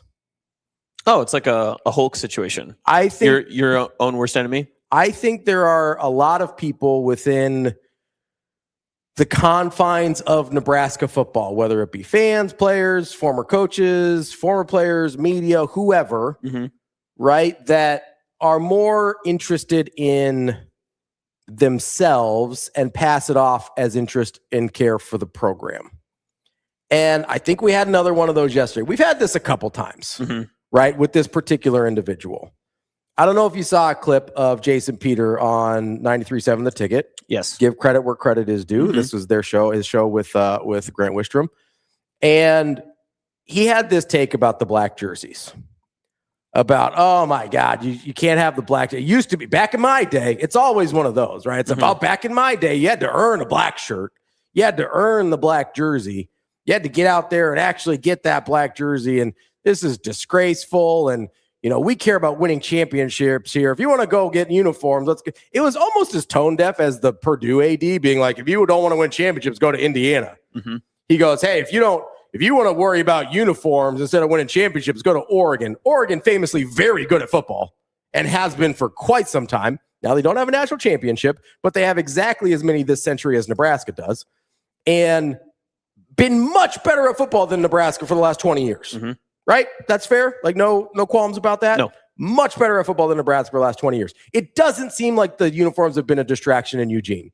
No. Does not seem like it. It actually seems like it's helped quite a bit. Yeah, it seems like that they got a very good wave of great athletes to come because that was their marketing plan. They were like, hey, listen, if you're not interested in coming to Eugene because this town is, kind of tiny, and it's got mountains. Although some people very interested in the scenery of Eugene. But listen, others not as much. If you can't convince them to come to Eugene, the town, you might as well convince them to come to Oregon, the place. And if Oregon, the place, has cool, snazzy uniforms that gets your attention. The best Nike gear on the planet. Yeah. And guess what? It does get out more than anybody else that you know. It does get people's attention. Yeah. And you know what? It's not a distraction. Nope. It's never just. You think Coach Rule is in there like on his doing a little graphic design on the uniform? No. He literally even said he wasn't. Yeah, he's like, he's like, they show him to me, I say yes or no, that's it. Yeah. Like that's the entire approval process. Adidas does this because Nebraska's a premium Adidas brand. And we've got people out here. And here's the thing that bothers me and why I say the call is coming from inside the house. Because I don't even believe he means it. I don't think he actually believes what he's saying. Because Caleb Henry, Huskers Illustrated, right? He had a screenshot of Jason Peter from 2021 when Nebraska puts out and I'll retweet it right now. I'm retweeting it right this second. Oh, no. Oh, no. I just retweeted it. Okay, it is Nebraska football account showing a black uniform saying like, hey, who from Husker Nation wants to be part of this Nebraska black jersey football reveal? And Jason Peters says, shoot, where do I sign up? Wonder what color they'll be. Red, white, black, cough, in parentheses. Seems pretty pro black jersey at that point. Wonder what's the difference between 2021 and 2026. Who's coaching in 2021? Did he play with Jason? Interesting. Anyway, moving on. Jerry says, Jerry, in a reply to this tweet, says, look at me, unis are counterproductive. Let's stick with this is who we play for unis. A very much Jason Peter 2026 take. But, of course, Jason responds and says, guess you're against the idea of the black shirts then. With the alternate uni this team is wearing, but the idea of a handful of players separating themselves from the rest must really irk you. And honoring black shirts with the alternate uniform. It's one game a year, and if you think it's for the kids, nope. Ooh. So I don't even know that he believes his own thing. I think, and this is one of the things that really bothers me, and the calls coming from inside the house, is some people just decide they don't like a guy, and then they just change their opinion based on it. This is an anti-rule, is what you're saying. Yes, because in 2021, black jersey, Scott Frost, totally okay. By the way, dramatically less successful at that point as a coach. 2019, bad. 2020, bad. 2021, bad. But the greatest 3-9 team in history. Best 3-9 team of all time. That's our standard. Best 3-9 team of all time. But the alternate jerseys are okay there because Scott Frost was the head coach. So when you say the calls are coming from inside the house, I'm going to just put the words in, right? You think that there are people like actively rooting against the program because Matt Rule is the head coach? Yes. I think people are more rooted in their own self-interest than in the interest of the program, and they pass it off as, I'm a true Husker. I'm the one that really cares. Which I would argue is actually anti-Nebraska. But really rooting and working against the program actively with crap like this. And listen, I don't care about criticism and stuff like that. This is straight up hypocrisy. I mean, we have receipts, right? Like that's the definition of hypocrisy. It's okay for this guy, but not okay for that guy. That's hypocrisy. But also, it's under the guise of, I care more about the university than you do. I care more about the football program for you do because I played there and we won there. And congratulations, we appreciate your contributions to the 90s football teams, Jason Peter. We do. But now it feels like you are actively rooting against the university because you have some other agenda. Can I ask you then, what is the role of an alum? Because, I mean, notably, there was one very, very noticeable alum that was sitting in this chair. Who's that? I'm not. Damon. Oh, Benning. shoot. Yes. Did he 96 play for Nebraska? Orange Bowl MVP. People forget. Interesting. Okay. But what is the role of alumni in this situation? Because I think that alumni, especially when you come from a historic football program that came from obviously the reign of terror that they presented on college football at their time, they likely feel a need to defend the program, right? But does that mean that they are against criticizing the program? I think this is something that, like, Scott Shanley has been ostracized by a lot of different people because of different things that he has said about Nebraska football, and also recently about Matt Rule during his hiring process, that sort of stuff, all that. What is the role of an alum coming from a successful era, especially here in Nebraska? Because this isn't a generic question, right? This is a Nebraska hyper-specific question, and I want it to be. So I think they can have whatever role they want. A, I need them to be intellectually honest about what they're doing.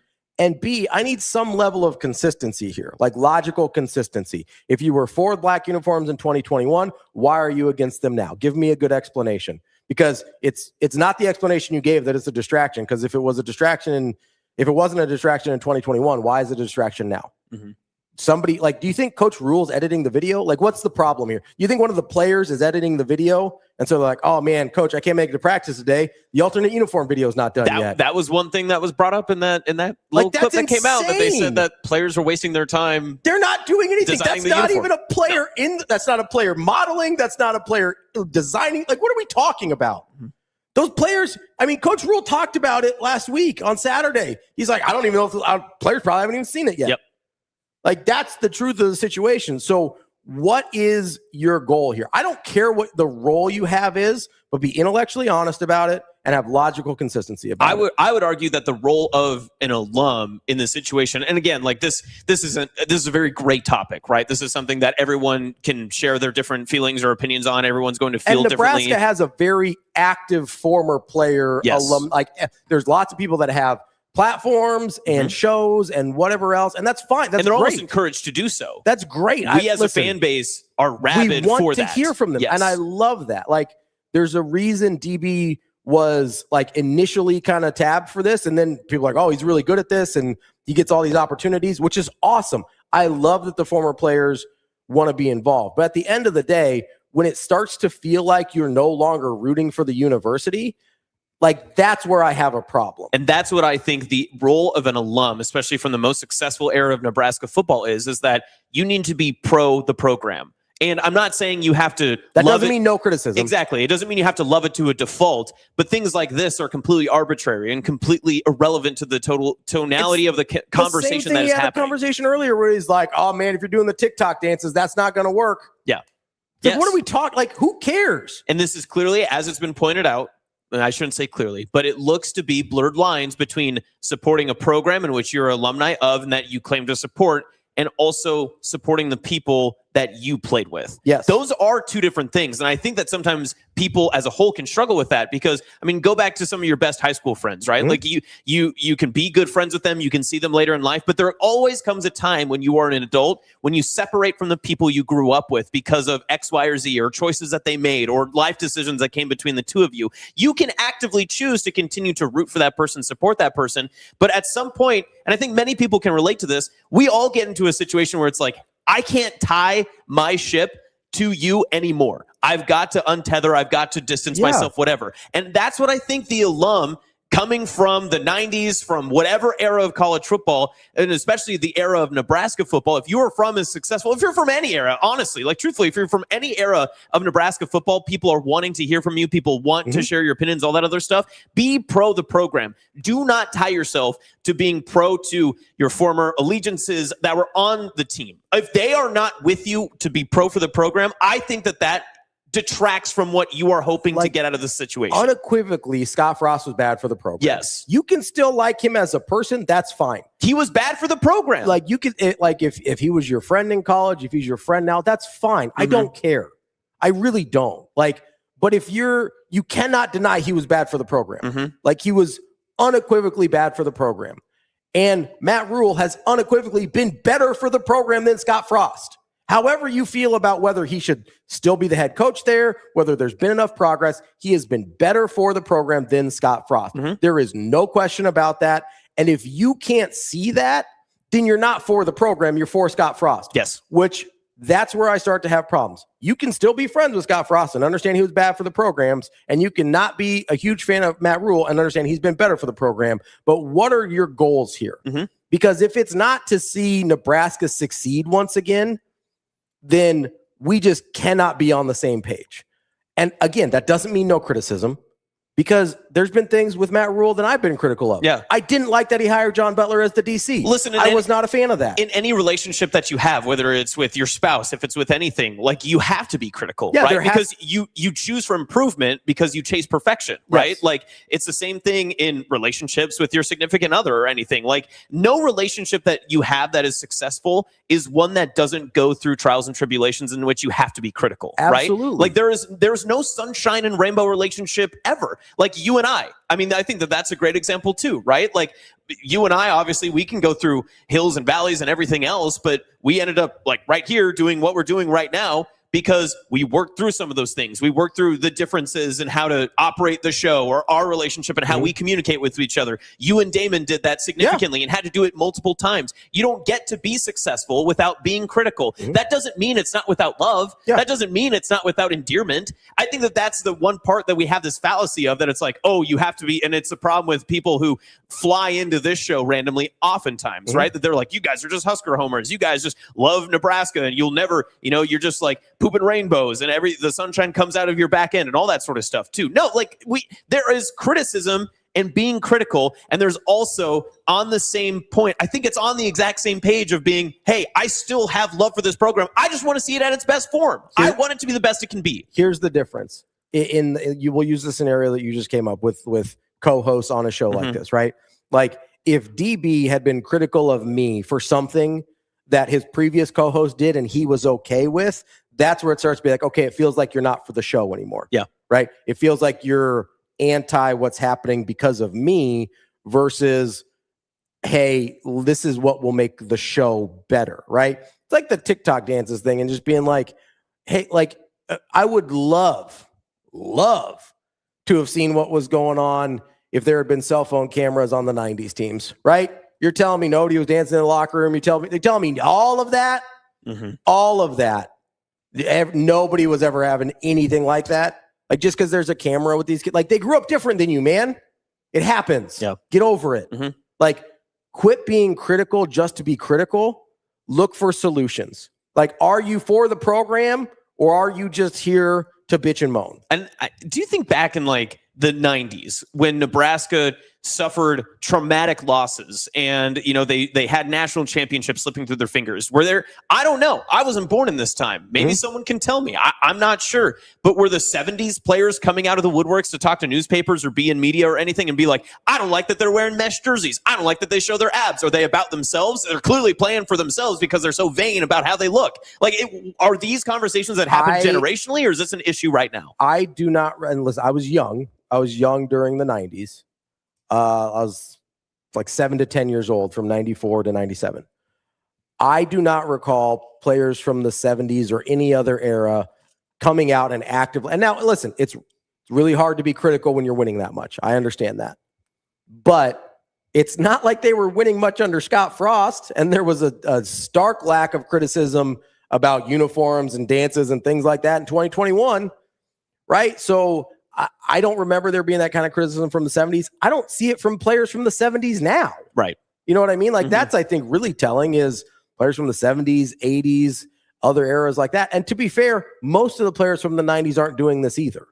Most of them aren't. Yeah, again, I think that probably is a big asterisk that we can add to this too, is that the people that we are talking about is such a small percentage, right? Like I say this all the time. It's a small percentage with loud voices, yes, like with big platforms. Listen, it's something I have to deal with personally, like right now, just because, replacing Damon is very difficult, but it's something that I understand that the people that listen to the show, the people that are talking about it online, whatever, that sort of thing, I know that there is a larger silent majority that are probably, neutral or positive, right? That's totally fine. But you hyper focus on the very, very small, marginalized, loud voices. And that's unfortunately where this entire conversation comes from, because in our talking about this and this discussion point we're talking about, they have a platform. Every former player has a loud platform. And they amplify that loud distraction that continues to weigh down the program. It is anchors across Memorial Stadium that continues to feed and breed negativity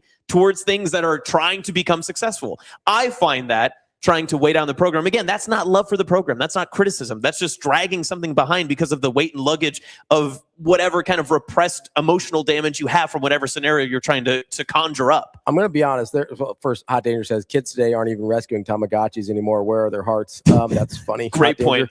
Great point. Incredible pull on the Tamagotchis. Yes. They're Hot Danger. My Pokeball watch showed that I was growing a Pikachu in. He's long gone. There's a part of me, you know how the this is the vibe that it gives me sometimes.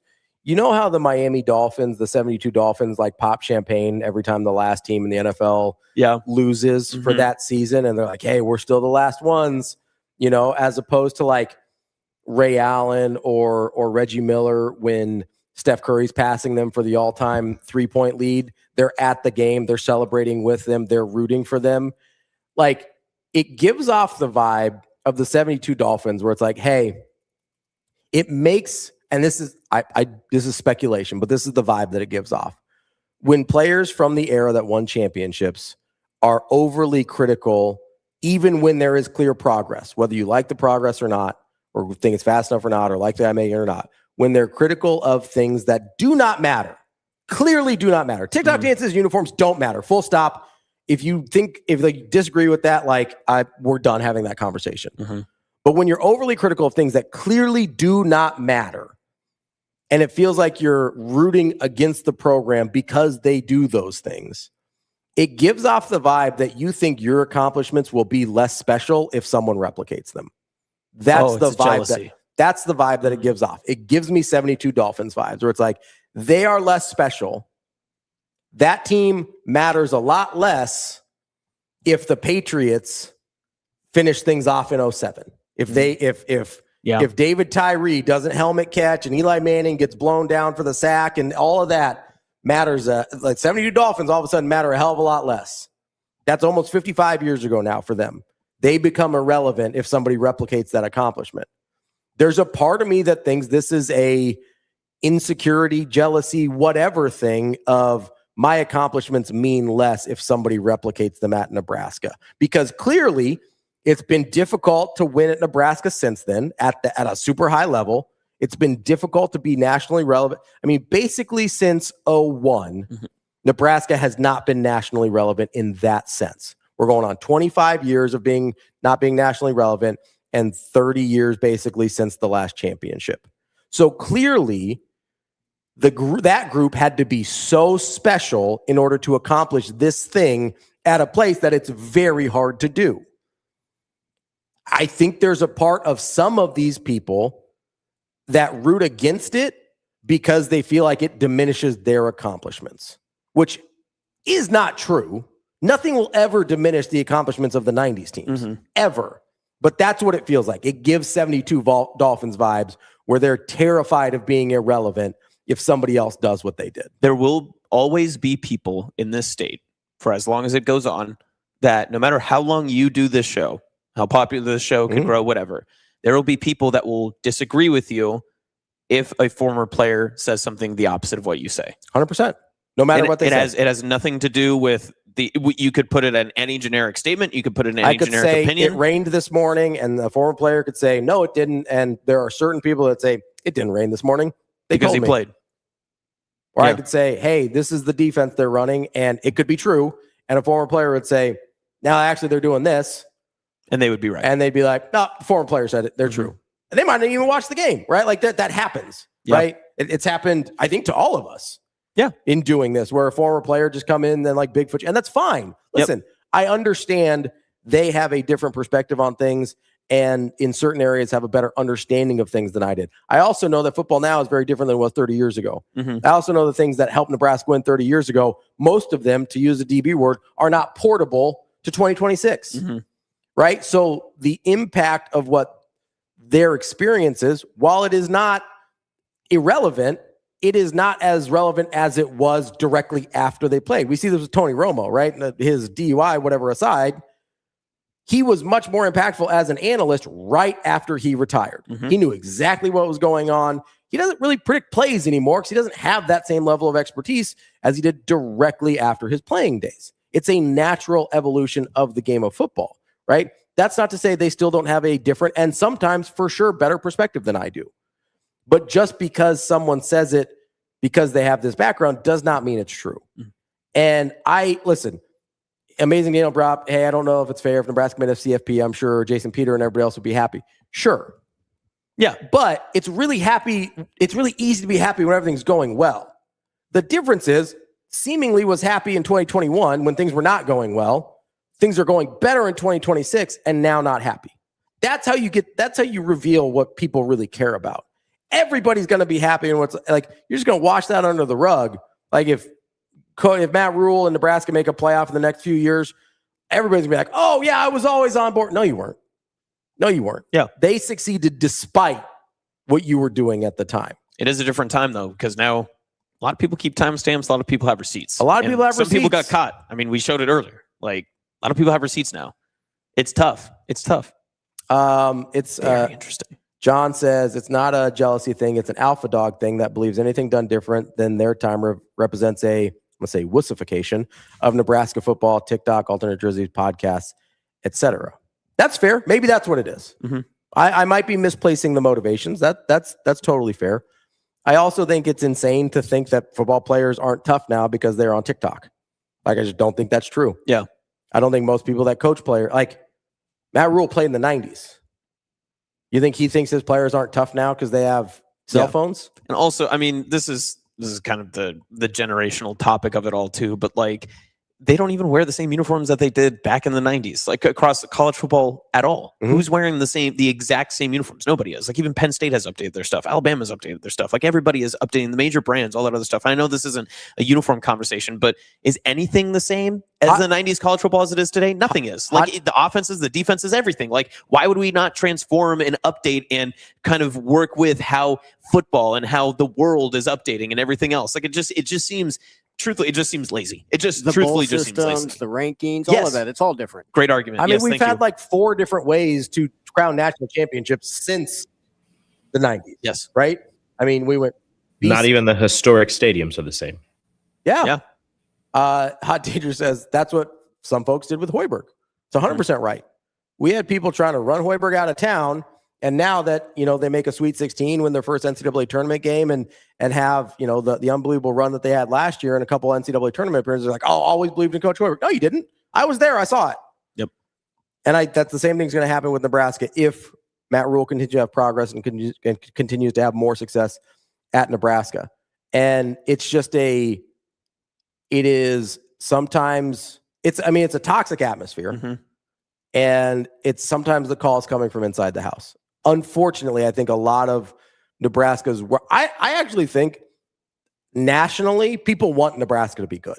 I think so too. That's the sense that I get whenever I talk We asked Schick last week, right? I mean, Yeah. that was something that we asked, that he said like people from the national scope are interested in what's happening in Lincoln, but they have been written off because of the lack of success, the lack of wins, the lack of, just national discourse that comes in. But every single offseason, national shows are talking about Nebraska, and it's not because we're hyper focused and searching for Nebraska and AI algorithms. It's because it's naturally happening because they are a part of the sport. They are a lifeblood of the sport. They're not Tulane. They're not Akron. They're not Ohio. Like this is a major player in college football, and people are waiting for Nebraska to get back on the horse. And the Big Ten wants Nebraska to be good. Yes. That's why they brought them into the conference. Nationally, I think they want Nebraska to be good because Nebraska means more money for everyone. Yes. Even when Nebraska's been bad, they mean money for everybody. The better Nebraska gets, the more money it means for everybody because of how devoted the fan base is. I mean, we talked about television and everything yesterday when the night or the potential night game and the blackout game are all announced and all that other stuff. You don't think that NBC wants to put Memorial Stadium in its primetime lights at night against a major opponent? Of course they do. You don't think they want October 31st to be undefeated versus undefeated with Washington in a blackout? They want that more than anything. Why do you think it was a big deal that CBS picked Nebraska, Michigan last year? It was 2 of the most iconic brands and winningest programs in college football, and they wanted to celebrate that, and they were praying that both those teams were going to be CFP contenders because then the game mattered. College football mattered in Lincoln. They, again, would never put it in these terms and would never admit this, but I think a lot of times more people outside of the program in terms of outside of the state from a national level want Nebraska to be successful regardless, and maybe it's not a jealousy thing, I think there's certain people that only want Nebraska to be successful in a certain way, whether that's with the head coach they played with, I'd agree, or playing a certain style, or being a certain level of toughness, or doing things a certain way. It's not about, like, nationally, I think people are just like, oh man, it would be great if Nebraska just won. Nebraska won 10 games with the CFP. Nationally, I think people will be thrilled. But let's say Dana Holgorsen says, hey, we got to go full air raid. There's people in the state that would not be happy 100% about how it happened, about how it looked. And that, to me, is the epitome of the calls coming from inside the house. And there's too much toxicity around people caring about things that simply do not matter. Yeah. Listen, earlier we talked after the Hoiberg interview and everything just about maturity, and, maturity never finishes. Like, you're always growing a little bit more, like, as you age, if you're hoping to become, well-rounded person or just better yourself through time. That's one thing. Like, I mean, I've learned a lot doing this show just through maturity and, the different media appearances and everything, that you can have your opinions on Nebraska football. When I was younger, I was always frustrated when Nebraska wouldn't win and all that sort of stuff. But now, having a more public voice and everything, I realize that your words carry a little bit more weight and how you converse and everything. And I have matured enough to realize that the same thing that I argued earlier, I myself, and I know my platform, smaller than yours, smaller than a lot of other people's, all that sort of stuff, my personal, right? I don't want to be an anchor for something that I love. And I refuse to be an anchor for Nebraska football, because of the passion and the love that it gave and showed to my family, to my extended family, to the people that I care about most, how it is well received across the state, how it is a national brand for this state and the people I care about and the things that I want to promote across the state, all that stuff. Nebraska football is the largest brand. You make this argument all the time, right? That it is the lifeblood that draws the most eyeballs and attention to what's happening inside of our state, because of Nebraska football, lack of success or otherwise. It's the front porch of our state. And that's why I don't want to be an anchor that draws it down. Now, again, to full circle this, does that mean I can't be critical? No. I can be critical of something that I love, but I refuse just to hate because I'm frustrated. To use the front porch analogy, like the being critical is, hey, the paint's chipping a little bit. We gotta paint this up a little bit. Not just saying, hey, this house is ugly, let's burn it down. Whatever. Like, and there would be some people that say, well, you can't do that. You can't adjust the paint because you can't paint it because this is the color it was when the whole family was here. Like, that's the analogy. It's like, you can be critical, you can update things, you can fix things without saying, either, hey, we cannot touch anything because this is the way it was when we loved everything and we gotta stay there, or without saying, like, we kind of have to gut the thing and start over from scratch. Like, there's very different versions of that while still loving the place. And listen, like you said, I know there's consequences to words and things like that. And, Jason Peter very well might try and kick my ass next time I see him. Like, I understand that. It is what it is. That's why I let you say it.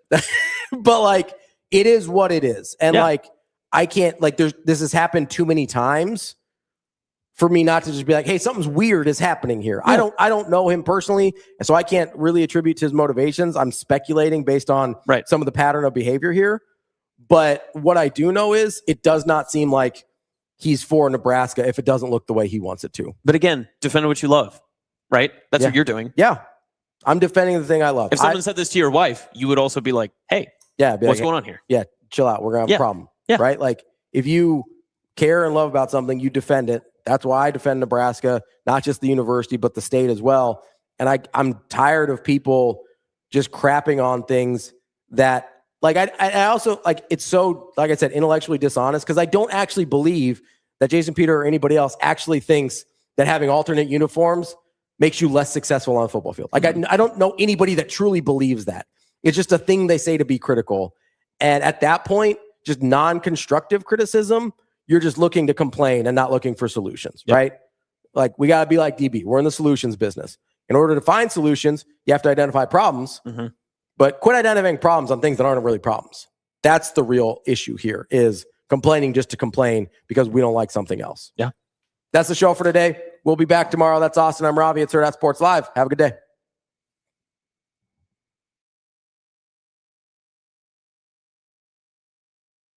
See you. Have a good day. Love you.